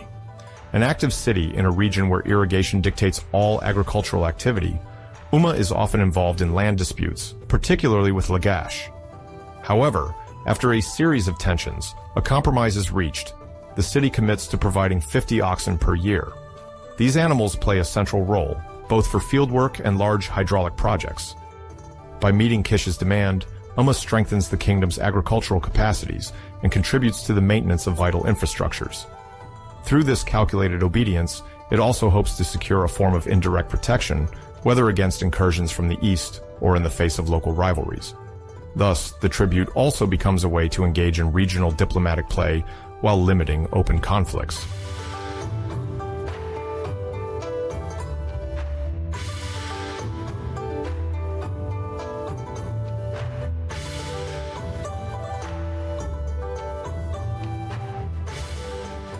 Alongside these in natura contributions, Enmabaragesi reinforced his authority through carefully thought-out matrimonial alliances. One of the noteworthy episodes is the agreement with Urua, a major city located further south on the edge of an inland sea, whose shoreline extended well beyond its current position. Urua is distinguished by its economic dynamism. It trades with distant regions, exchanging rare woods, ornamental stones, and other valuable goods. Its role in trading circuits makes it a coveted partner.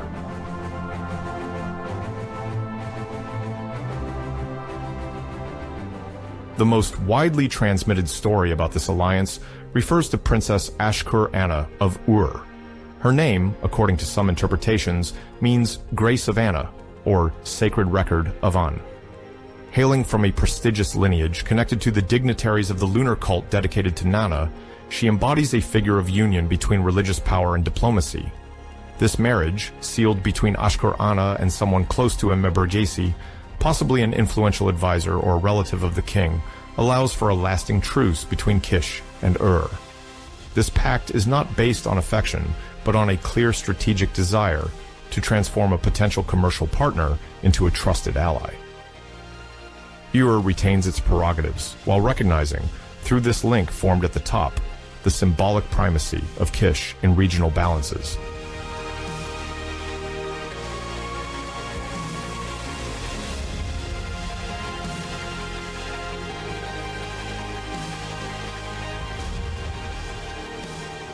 But it is a major project that fully embodies Enmabaragesi's authority during this period, the construction of the Isura Canal, an ambitious artificial arm connecting the Tigris and Euphrates. These two rivers, the backbone of Mesopotamia, do not always flow nearby. When their beds diverge, managing resources becomes a challenge. By directly linking the two rivers, Kish aims to create an additional navigable axis, facilitating exchanges from north to southeast. Fragments of inscriptions reveal that this endeavor took place in stages, mobilizing workers from Kish, aided by laborers from vassal cities. Deep trenches had to be dug through sediment-laden terrain in a collective effort spread over several months.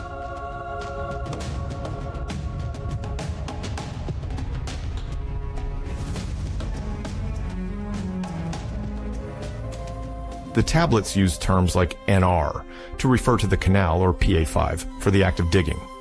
Each worker received a daily ration of barley, while supervisors sent by Kish ensured compliance with the plans.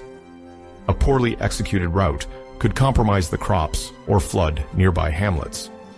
However, once operational, the Isura Canal transformed regional exchanges. The transport of goods accelerated, taxation on navigation increased, and Kish extended its control over river flows. It is even likely that a tax was levied on merchant ships, generating new resources for public and religious apparatus.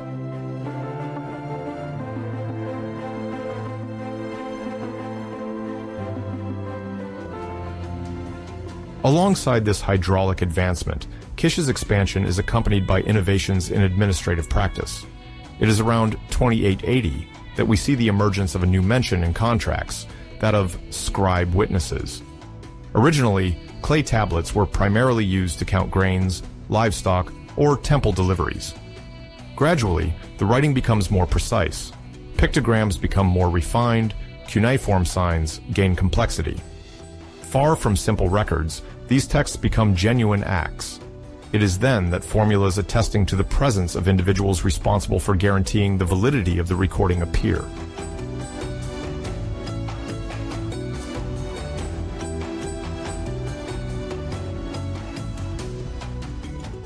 For the time, this evolution marks a considerable advance. Until then, a tablet could be just a simple declaration. Now, names appear as guarantors. These witnesses, recognized scribes or representatives of authority, put their imprint on the clay to legitimize the content. Some historians see in this the beginnings of a legal structure, where writing becomes an instrument of regulation recognized by the entire community. By introducing this practice, Kish strengthens its ability to monitor its dependencies. If ship or ox deliveries are not honored, the signed document serves as proof. It allows for the enforcement of commitments and the imposition, if necessary, of reparations or sanctions.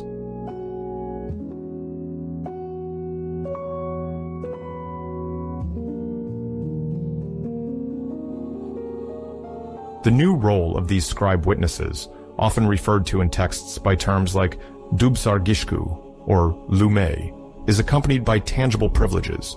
They are exempted from certain chores, receive additional rations of barley and beer, and access reserved spaces in the palace or temple. This recognition drives many literates to aspire to this role, which did not exist in such a structured form before. The cultural impact is notable. On cylinder seals used to seal tablets, scenes of banquets shared between dignitaries give way to representations of the scribe, sometimes near royal or divine figures. Writing becomes a status symbol. An administrative activity, once discreet, asserts itself as one of the pillars of public life. The temple itself, the center of spiritual power, now relies on these guarantors to validate donations and rituals.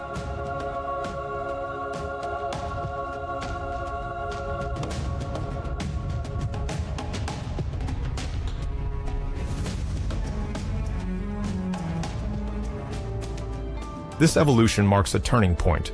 From now on, the obligations imposed on cities like Lagash or Umma are no longer based solely on word or threat. They are recorded in documents, validated by the power of writing. Certainly, Enmabaragesi did not establish a complete code comparable to those that would emerge much later, but the idea that a contract durably binds both parties comes to the fore. Writing takes on a legal value, and Kish consolidates its authority by presenting itself not just as a military force, but as a guarantor of an order based on shared rules.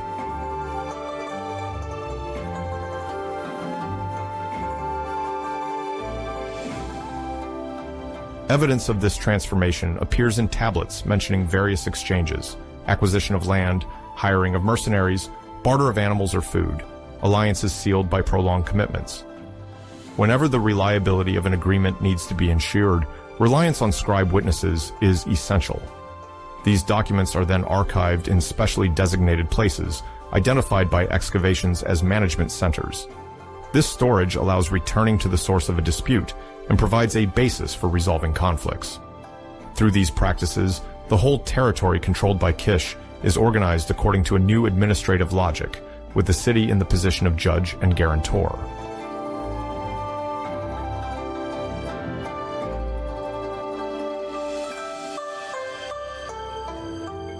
In this context of increasing regulation, the different facets of Enmabaragesi's actions, whether it is the digging of the Isura Canal, alliances by marriage, organized levies, or the rise of contractual writing, appear as elements of a coherent strategy. Certainly, this hegemony rests on a form of coercion. The cities forced to deliver resources, accept this framework in exchange for protection, but they also see their ambitions restrained. Enmabaragesi, through his previous campaigns, demonstrated that no attempt to break away would go unpunished. This deterrence maintains order while creating the conditions for sustainable commercial and technical development. Water is better managed, exchanges become smoother, and knowledge circulates more freely.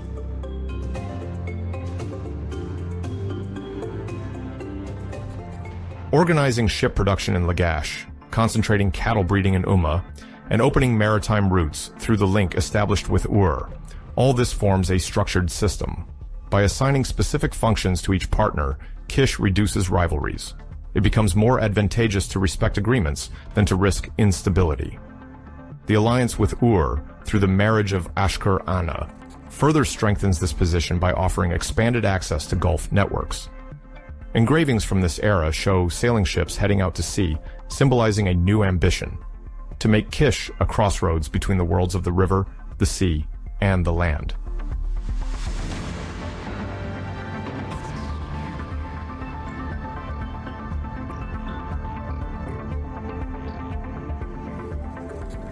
It is in this context of economic growth in Lower Mesopotamia that Enmabaragesi's central role becomes apparent. Archaeological remains, notably accounting tablets dated around 2850, show the mention of Baraj Asi in dedication formulas. The title of Lugal Kishki, King of Kish, frequently appears, confirming his authority over the region. Although later figures like Lugal-Zagesi or Sargon of Akkad would soon take center stage, we should not underestimate how much the reforms initiated by Enmabaragesi laid the foundations for an organization that would inspire future powers. Networks of dependency, fiscal harmonization, water control, and the emergence of an embryo of public law, all decisive milestones in the history of Mesopotamia.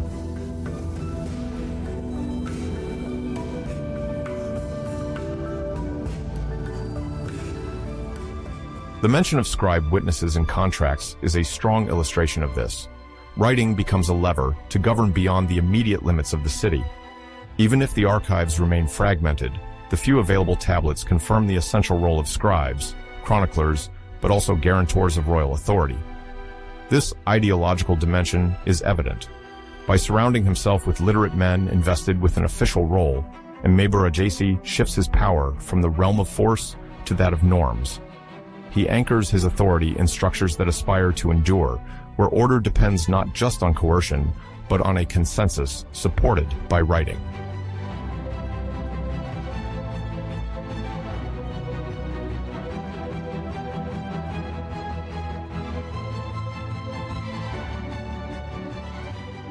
In this dynamic, the construction of the Isura Canal goes far beyond a simple technical development. It inaugurates a form of resource regulation. By controlling part of the waters between the Tigris and the Euphrates, Kish ensures both its food security and its superiority over neighboring cities. Any attempt at rebellion can be contained through tight management of the dikes. The storage of grains further reinforces this dominance. And to establish each party's responsibilities, the tablets bear witness. With the presence of official witnesses, they become binding documents, inscribing commitments over time and in institutional memory.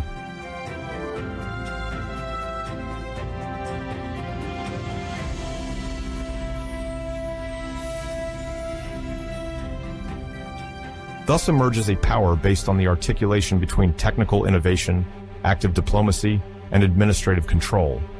The subdued cities are not erased, but integrated into a hierarchy centered on Kish. Obedience manifests through tributes, participation in construction projects, and the validation of agreements in writing. Lagash provides its boats, Umma its oxen, Ur its princess. So many tangible signs of a consolidated regional order. The Isura Canal, for its part, irrigates both the lands and the ambitions of the dominant city. Without the tablets and witnesses, all this would remain fragile. With them, these agreements become the foundations of a structured and lasting system.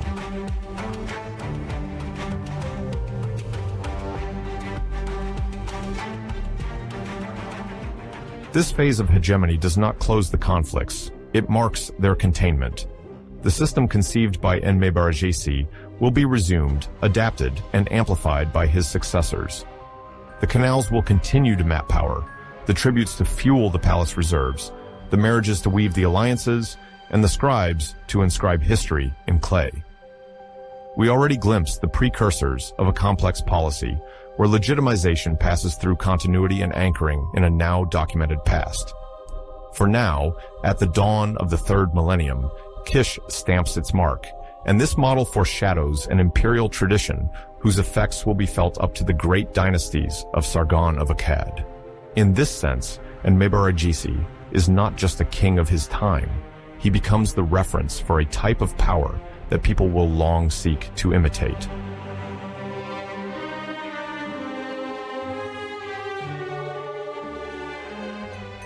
At the end of the third millennium before Christ, the rivalry between Kish and Uruk crystallizes two opposing visions of power in Lower Mesopotamia. On one side, Kish proclaims the authority of a king of the four horizons, displaying a will for total unification of the known world. On the other, Uruk relies on the ancient prestige of the cult of Etana, a goddess revered for her power and spiritual depth. This divergence, anchored in texts and collective memory, is coupled with crucial military and political stakes.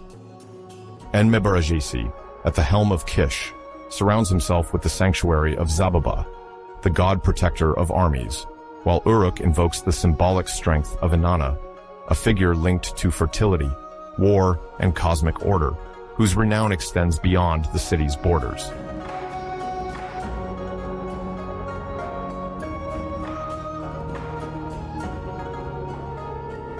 In this tense climate, each city seeks to impose itself as a center of command. The preserved inscriptions reveal Kish's ambition to embody stability and military supremacy. Uruk, in return, claims its antiquity and founding role in the emergence of urbanization and religious culture. The great sanctuary of Etana testifies to this past and present grandeur. Beyond the symbols, the struggle concerns the control of resources, access to water, exchange circuits, and the recognition of alliances. Whoever controls the routes and canals holds not only economic power, but also the ascendant over populations. This duel, therefore, does not only involve an ideological conflict, it touches at the very heart of regional geopolitics.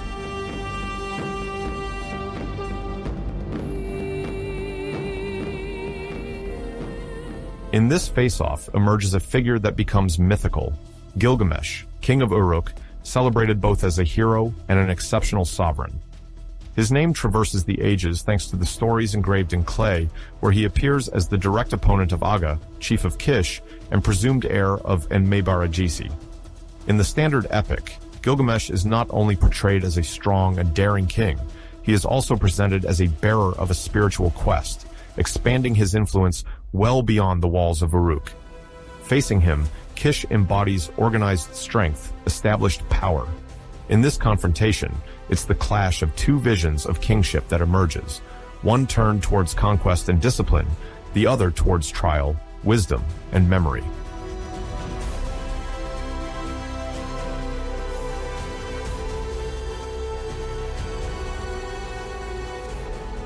Specialists are still debating the reality of such a war.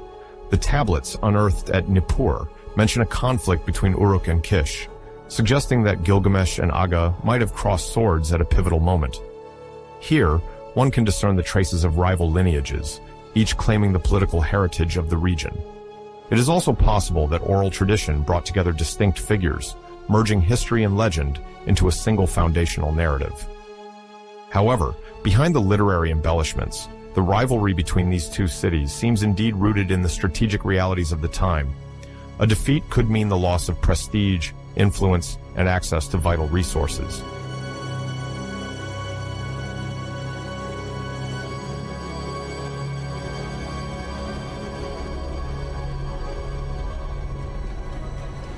But this confrontation is not limited to arms.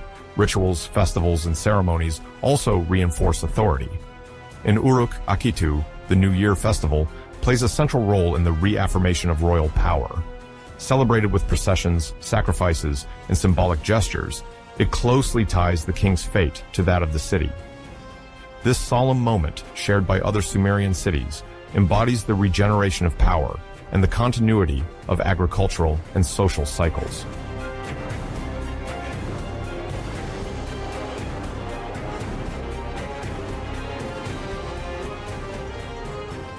Enmabaragesi, understanding the symbolic impact of Uruk's festival on Gilgamesh's radiance, decides to make an impression. He sends a monumental statue of Zababa, the protector of Kish, to the gates of the rival city. The effigy, so massive that it takes several dozen men to transport it, is a striking declaration. With this gesture, Kish displays its spiritual power as much as its military strength. The act aims to challenge the supremacy of Etana, a pillar of Urukian worship, by intruding into the very heart of a foundational celebration. It is not just a demonstration of strength, but an attempt to blur sacred landmarks, to impose the divine presence of Kish, where Etana reigned unchallenged.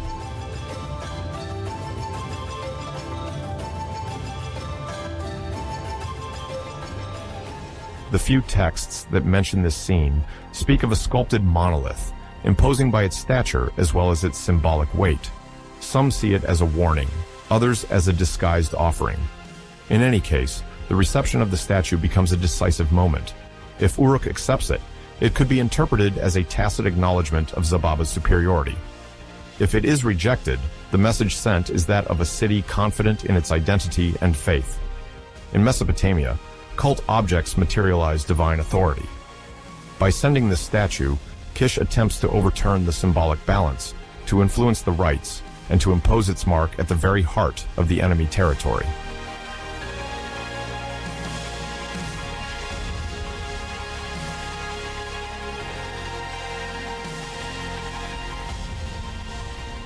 Uruk, however, does not let itself be shaken. Its priests, alongside Gilgamesh, defend the central role of Etana in the region's religious history. The great sanctuary remains the theater of processions, exalting the creative and protective power of the goddess. The arrival of Zababa's statue is perceived as an unacceptable intrusion. In response, Uruk strengthens its ritual commitment. The Akitu festival, dedicated to the renewal of royal power and divine blessing, becomes a means of reaffirming Etana's legitimacy and Uruk's spiritual sovereignty. Faced with the provocation, the city does not back down. It celebrates its goddess and glorious past even louder.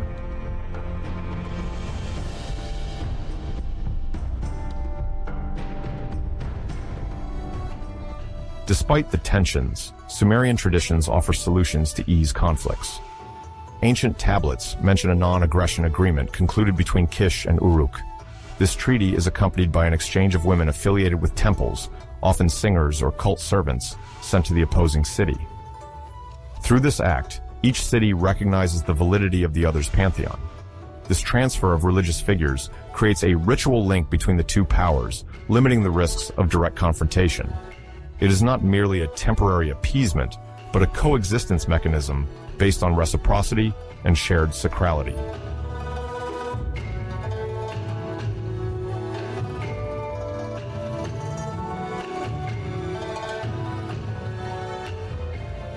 This pact illustrates the ability of Sumerian cities to incorporate forms of political and spiritual regulation into their relationships. The presence of secure trade routes, open canals, and maintained diplomatic ties is then a strategic imperative. Preserving peace becomes a necessity to prosper in trade, promote the circulation of knowledge, and ensure access to resources. Stability benefits everyone, and the leaders have understood this well. Kish and Uruk, though rivals, find in this truce a compromise beneficial to their development.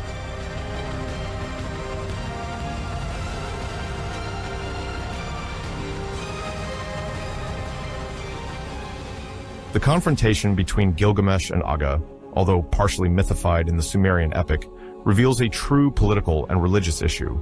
Uruk defends the antiquity of its cult. Kish projects the power of a warrior god. Behind the exalted stories, a broader reality emerges. A world where authority is asserted as much by war as by ritual, where every sacred object, every ceremonial gesture, every divine effigy plays a role in the struggle for power. Collective memory transforms these events into models of governance, inscribing the acts of rulers into a history greater than themselves, where every victory becomes a lesson, and every truce an example.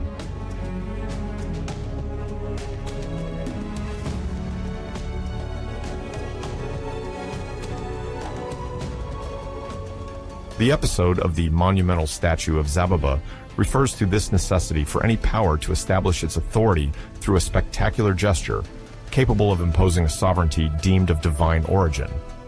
Enmabaragesi, already praised in texts for his strategic skill, chooses this key moment in Uruk's ritual calendar to assert, without resorting to the sword, the superiority of Kish. The transportation of this sacred effigy becomes a visual demonstration of dominance, a veiled message addressed to the city of Etana.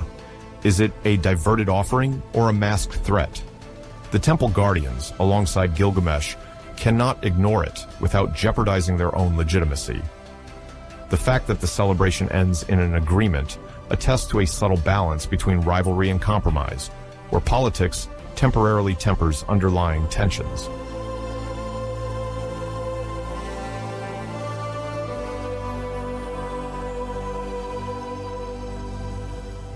This non-aggression treaty, based on the exchange of singers, reveals the complexity of ties between Sumerian cities. These temple women, keepers of ritual chants and oral memories, were not insignificant. Their presence in a foreign city served to anchor a cult, to establish a sacred dialogue between two pantheons. Offering such a figure was to acknowledge, through her, the validity of the sanctuary across the way. By this act, Kish and Uruk embark on a form of religious diplomacy, where song becomes the vector of agreement, and liturgy, a shared language between former rivals. This configuration reveals a refined political art made of ritual exchanges as well as negotiations.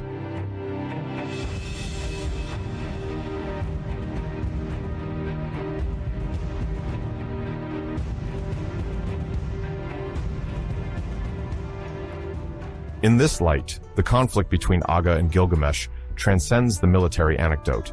It becomes the reflection of an opposition between two models of kingship.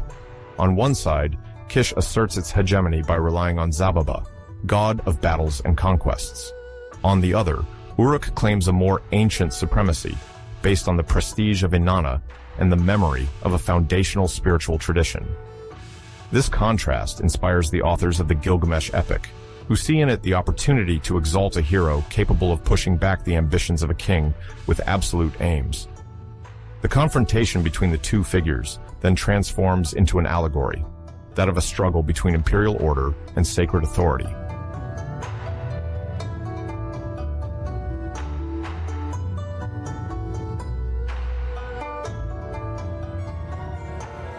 The fact that an agreement follows this legendary confrontation underscores the importance of alternatives to war in the Sumerian world. Conflicts do not always lead to the destruction of an adversary, but can result in arrangements, sometimes precarious, which promote regional stability. Kish, while retaining its title of King of the Four Horizons, obtains a form of implicit recognition. Uruk, for its part, safeguards the autonomy of its cult and the wealth of its urban center. Through this dynamic, a model of coexistence is sketched where each city retains its identity while participating in a larger equilibrium.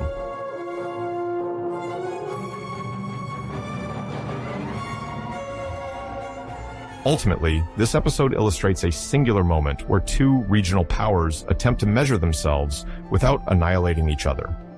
Enmabaragesi bets on a theatrical gesture, a symbol of strength and piety. Gilgamesh responds by affirming a glorious past, carried by popular faith and the grandeur of Etana. Their confrontations fuel the stories, their gestures become inscribed in the common memory, and their rivalry becomes the matrix of a dense political imagination, transmitted by the scribes and poets of Sumer.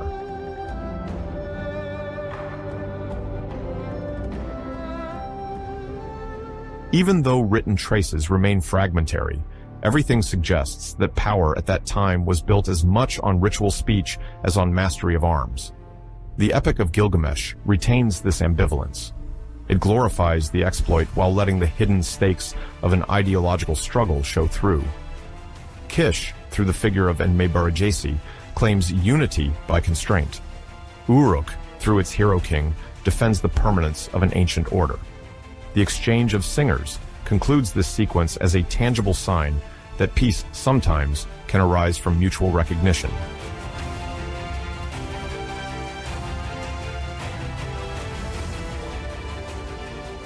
This agreement, although short-lived, inaugurates a new type of relationship between the major cities of Lower Mesopotamia. The act of sending a colossal statue to provoke, like that of welcoming liturgical figures from elsewhere to appease, testifies to an emerging diplomacy where sacred power and political strategy merge. Through this interaction, Kish and Uruk build the first forms of interurban governance, heralding the future balances of the ancient Near East.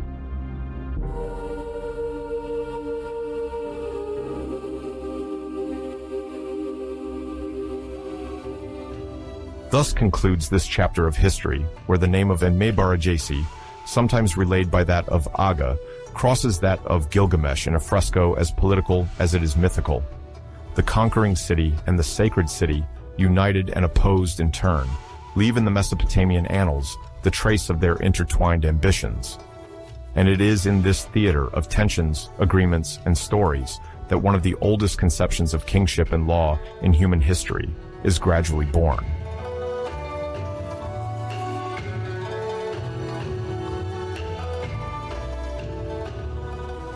Within Kish, royal authority is strengthened through a series of administrative measures and cultural initiatives. One of the most notable advances is the adoption of a unified lunar calendar, known as the Month of Kish. Scribes work to establish common names for each period to unify the measurement of time across the territories under the sovereign's influence. This standardization allows for aligning major religious celebrations with agricultural cycles, facilitating the organization of labor, crop planning, and synchronization of collective projects, such as the maintenance of irrigation systems or the delivery of taxes in kind.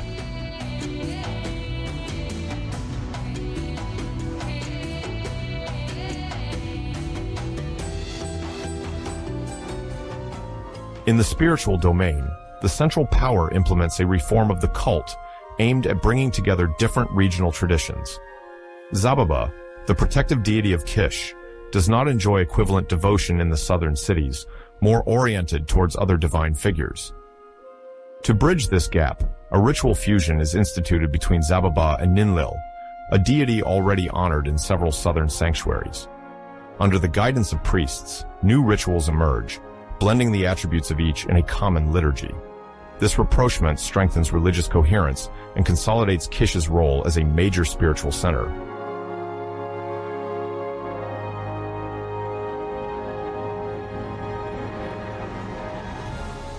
Within the palace itself, the workshop dedicated to the engraving of cylinder seals takes on a growing importance.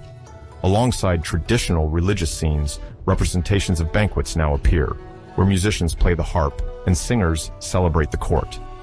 These motifs, carefully engraved, are found on storage jars, contracts, and archives, spreading throughout the kingdom the image of refined power, concerned with its prestige and the elegance of its festivities.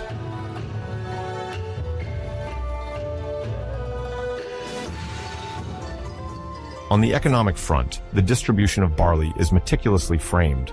Registers detail the quantities intended for specialized trades: potters, spinners, carpenters. These documents also reveal the existence of a new group, the Habaru, mobile workers from neighboring regions. Serving as guards or builders in military campaigns, they receive their share of rations in exchange, proof that Kish knows how to integrate external forces into its own system.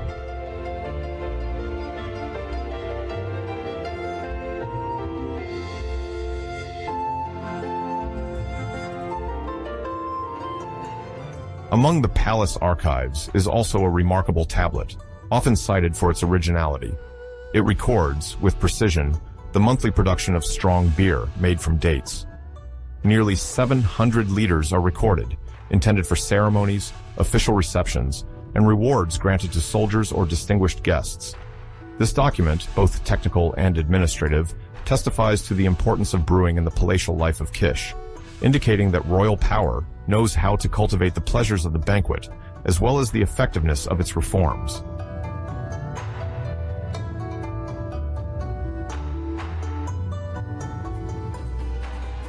In the last years of his life, Enmabaragesi faces a body marked by the trials of time. Approaching 60, an advanced age for a time when life expectancy rarely exceeds 40, he suffers from persistent pains that hinder his functions. This physical decline is not only mentioned in ancient accounts, A statuette found near Kish, analyzed in modern times, reveals sculpted clues suggesting stiffness around the wrists and knees. This detail suggests that the artist, tasked with representing the sovereign, chose to depict a weakened king. Far from concealing fragility, Sumerian art here bears witness to an assumed humanity, where kingship does not escape the laws of decline.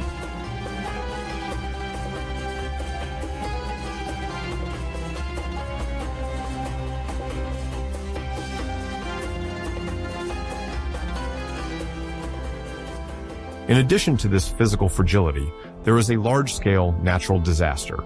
Several tablets mention a phenomenon referred to as a sudden flood of the Tigris River, whose waters, coming from the northern mountains, violently overflow into the Mesopotamian plain. This flood breaks several dikes, submerges crops, and destroys villages made of dried bricks. The canals, essential for irrigation, are overwhelmed, and trade routes become impassable. In the face of this chaos, Enmabaragesi, though diminished, personally takes charge of coordinating the relief efforts. One tablet mentions the organization of teams assigned to each section of the dike, working tirelessly to limit the damage. To encourage the workers, the king doubles the daily rations of barley. The situation is critical. Without a swift response, the city risks scarcity or even political collapse.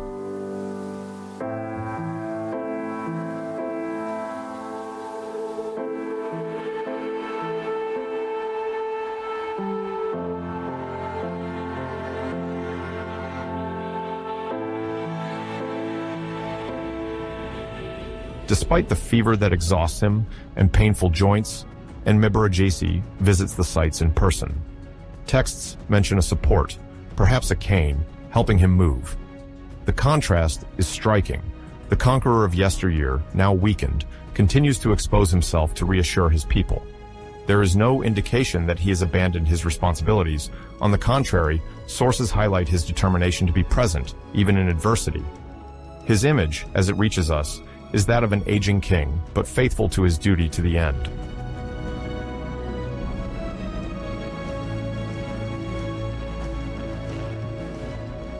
The hydrological disaster disrupts trade. The routes connecting Kish to the mountains and southern ports are interrupted. Convoys of precious stones or metals cease. Crops are drowned. Reserves dwindle. A famine gradually sets in, affecting neighboring cities as well. Without possible coordination, each tries to preserve its resources. In this tense climate, Enmabaragesi's health rapidly deteriorates.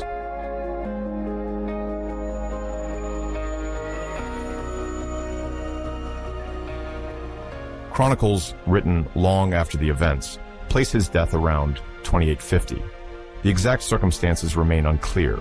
Some accounts say he disappeared shortly after the stabilization of the dikes, perhaps in his palace or near the hydraulic works.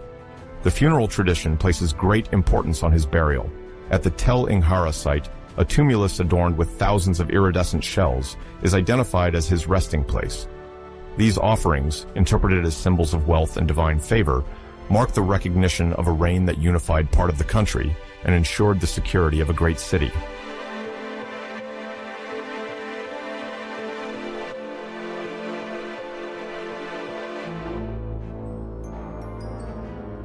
Enmabaragesi's body, placed according to ancient rites in a wooden coffin, of which only a few charred traces remain today, is said to have received the blessing of the priests of Zababa, the war deity of Kish.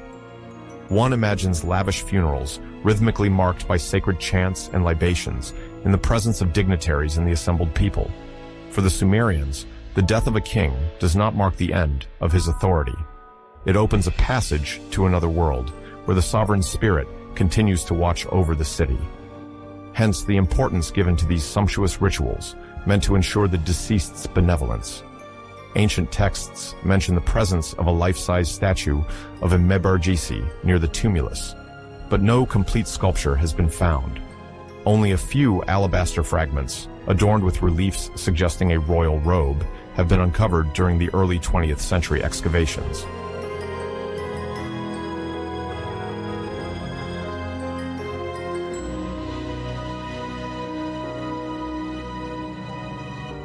In Kish, power passes to his son Aga, sometimes referred to as Akka.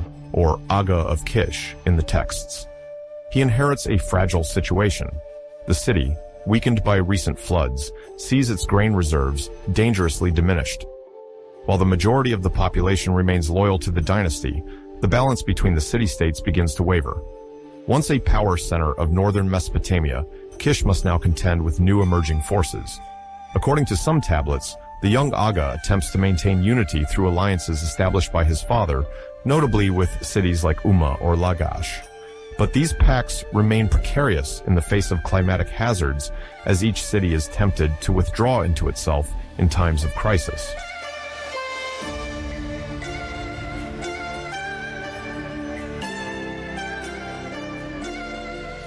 While Aga strives to restore the prosperity of Kish, another city is gaining ground, Uruk.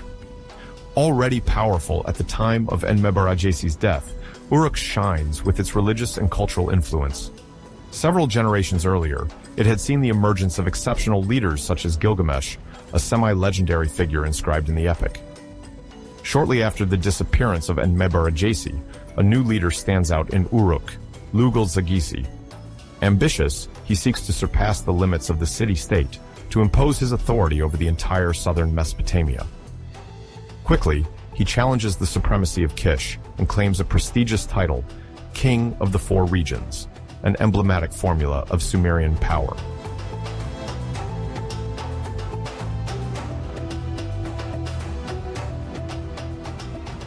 The rivalry between Kish and Uruk, already palpable at the time of Enmabaragesi, intensifies under Aga's reign. While Kish tries to preserve the paternal heritage and its network of influence, Uruk is preparing to impose itself as the new center of power. The disappearance of Enmabaragesi, a dominant figure of his time, leaves a symbolic void. The cities once rallied to Kish perceive the opportunity to turn to a more stable power, better endowed with resources, and better connected to the trade networks of the Persian Gulf.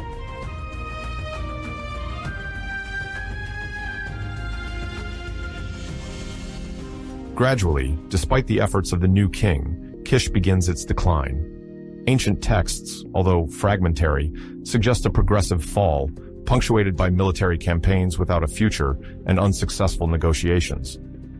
At Tel Uhaymir, a district of Kish, tablets mention several embassies sent to Uruk, Lagash, and even Elam to try to save economic agreements. But nothing seems to equal the firmness once embodied by Enmabaragesi. Without his authority, weakened by natural disasters, Kish gradually loses its splendor. Its reduced military forces struggle to contain opposing ambitions. Aga's reign thus marks the beginning of a new era, dominated by the rise of Uruk under Lugal-Zaggisi.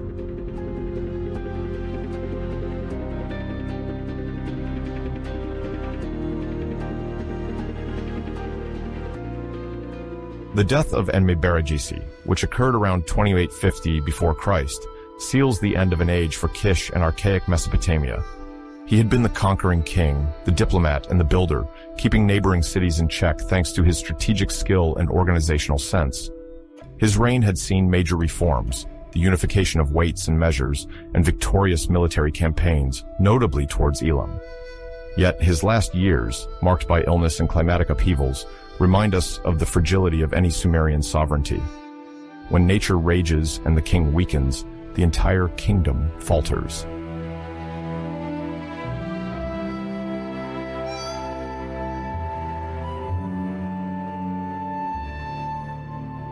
The tumulus of Enmabaragesi, located on the site of Tel Inghara, continues to captivate archaeologists. Less sumptuous than the royal tombs of Ur, this burial remains a crucial landmark for understanding the end of Kish's hegemony and the rise of Uruk. Around the coffin, nacreous shells, broken pottery, offering remains, and a few mace heads recall the dual role of the sovereign, war leader and builder. The fabrics, as well as organic objects, have vanished over time, leaving only a partial testimony. Despite this, these findings allow for the reconstruction of funerary rituals and the measurement of the importance given to the staging of royal death. It was not only about honoring the deceased, but also ensuring the continuity of the lineage.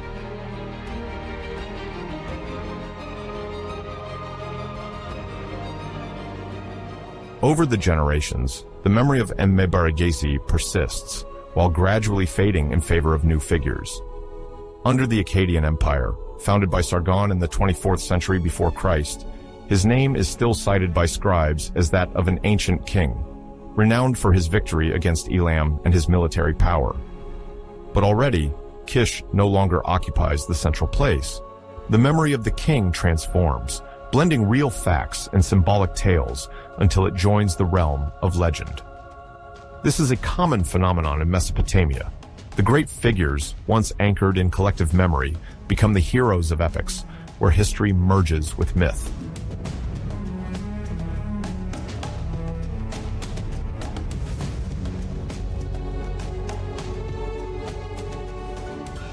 If Enmabaragesi is remembered as one of the founders of Sumerian kingship, it is essential to recall that his reign was exercised in an unstable environment.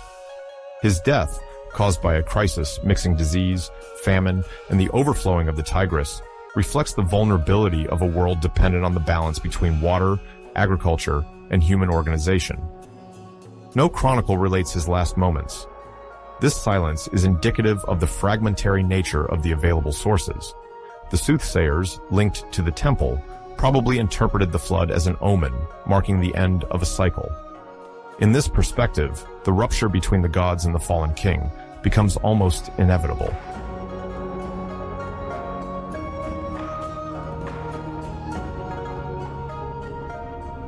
The transfer of power to his son Aga does not result in an immediate collapse, but initiates a slow loss of influence. Several decades later, Lugalsegesi from Uruk manages to unify vast territories, eventually capturing Kish. The old capital, once a center of decisions and innovations, then falls into oblivion. The dynasty founded by Enmabaragesi fails to maintain the prestige it had acquired. His name, though attested by the Sumerian King List and some ancient inscriptions, is not enough to stop the shift. The practices instituted during his reign, the rites dedicated to Zababa, the administrative reforms are eventually swept away by profound upheavals, notably under later empire rulers such as Sargon or Ur-Nammu.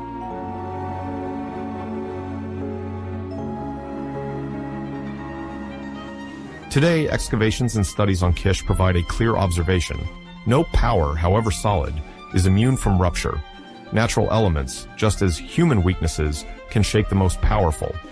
The fragments discovered, bricks marked with the king's seal, mutilated statues, remind us that Enmabaragesi was a major figure of his time.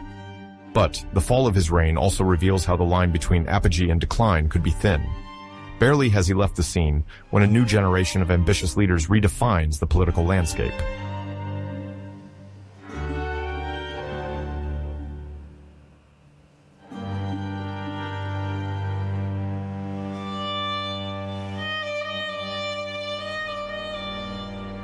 Thus concludes the journey of Enmabaragesi, who died around 2850, at the threshold of a profound upheaval. His tumulus, covered with shells and erected at Kish, remains the last tangible witness of a reign now relegated to shadow.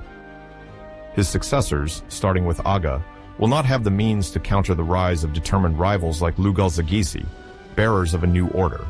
Despite his last efforts to restore the dikes and relieve the population during the crisis, Enmabaragesi passed away in a transforming Mesopotamia, and if his name continues to haunt ancient accounts, it is perhaps because, even in disappearance, he embodies the fragile grandeur of this founding era.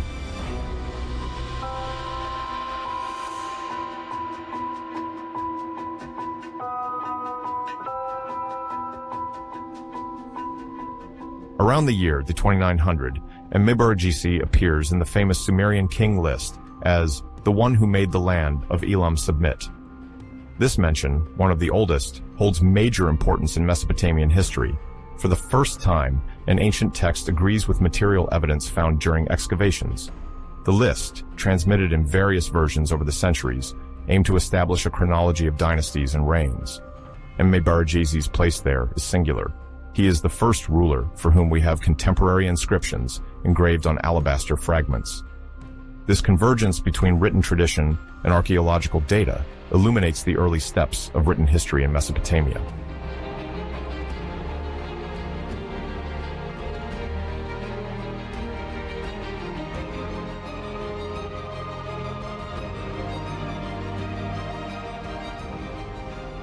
This brief passage on the conquest of Elam was sufficient to permanently inscribe Enmabaragesi in the collective memory.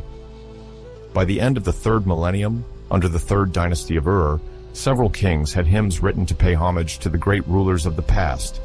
Enmabaragesi is cited there alongside figures like Gilgamesh, but from a different perspective, he embodies a conquering king, a guarantor of territorial unity, whose memory is used to strengthen the authority of reigning lineages. Through this, the scribes of III sought to weave a link between their power and that of their prestigious predecessors.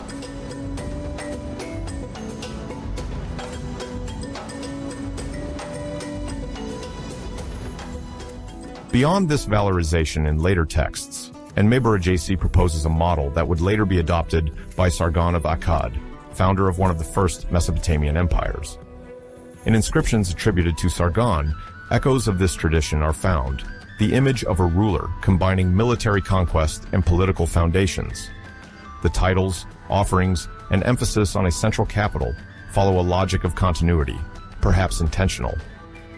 The scribes of Akkad, familiar with earlier archives, may have reactivated the memory of Enmabaragesi to legitimize their king's imperial strategy. Although a large interval separates them, the figure of the Kish ruler helps to nourish a political imagination, whose contours take shape over time through cuneiform and oral transmission.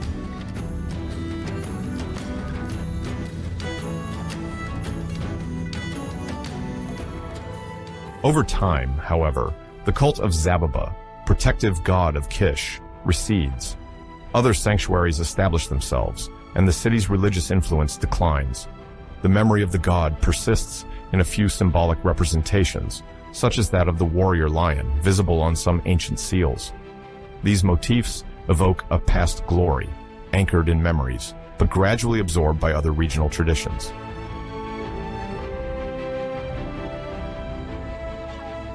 The rediscovery of Enmabaragesi in the 20th century marks a turning point.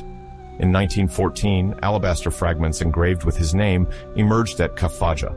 Others were found at Nippur, a major religious center, attesting to the fame of Kish beyond its borders. Long enigmatic, these inscriptions were analyzed by Arno Pobel, who, in the 1920s, clearly identified the king's name in several texts. His works, published in 1923, helped anchor Enmabaragesi in real history, paving the way for a more reliable reconstruction of Mesopotamian prehistory.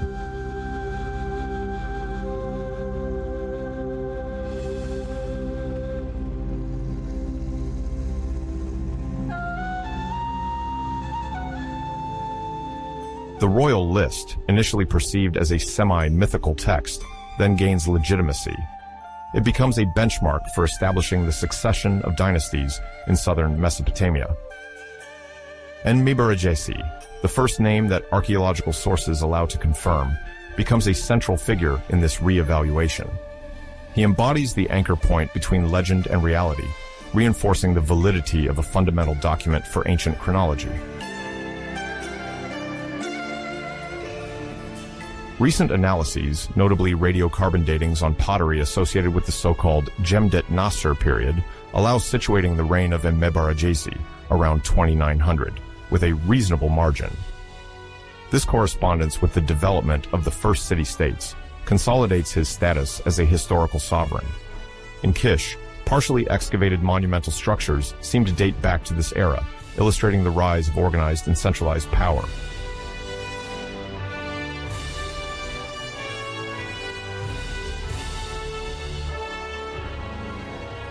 However, a debate remains. Was Enmabaragesi truly the first king in the political sense of the term, or a charismatic leader whose memory has been magnified? The first forms of writing remain rudimentary in his time, leaving uncertainty about the exact nature of his power. It is likely that other leaders existed before him without leaving a trace. But the dual confirmation, epigraphic and textual, makes him a founding figure in the genesis of monarchic power.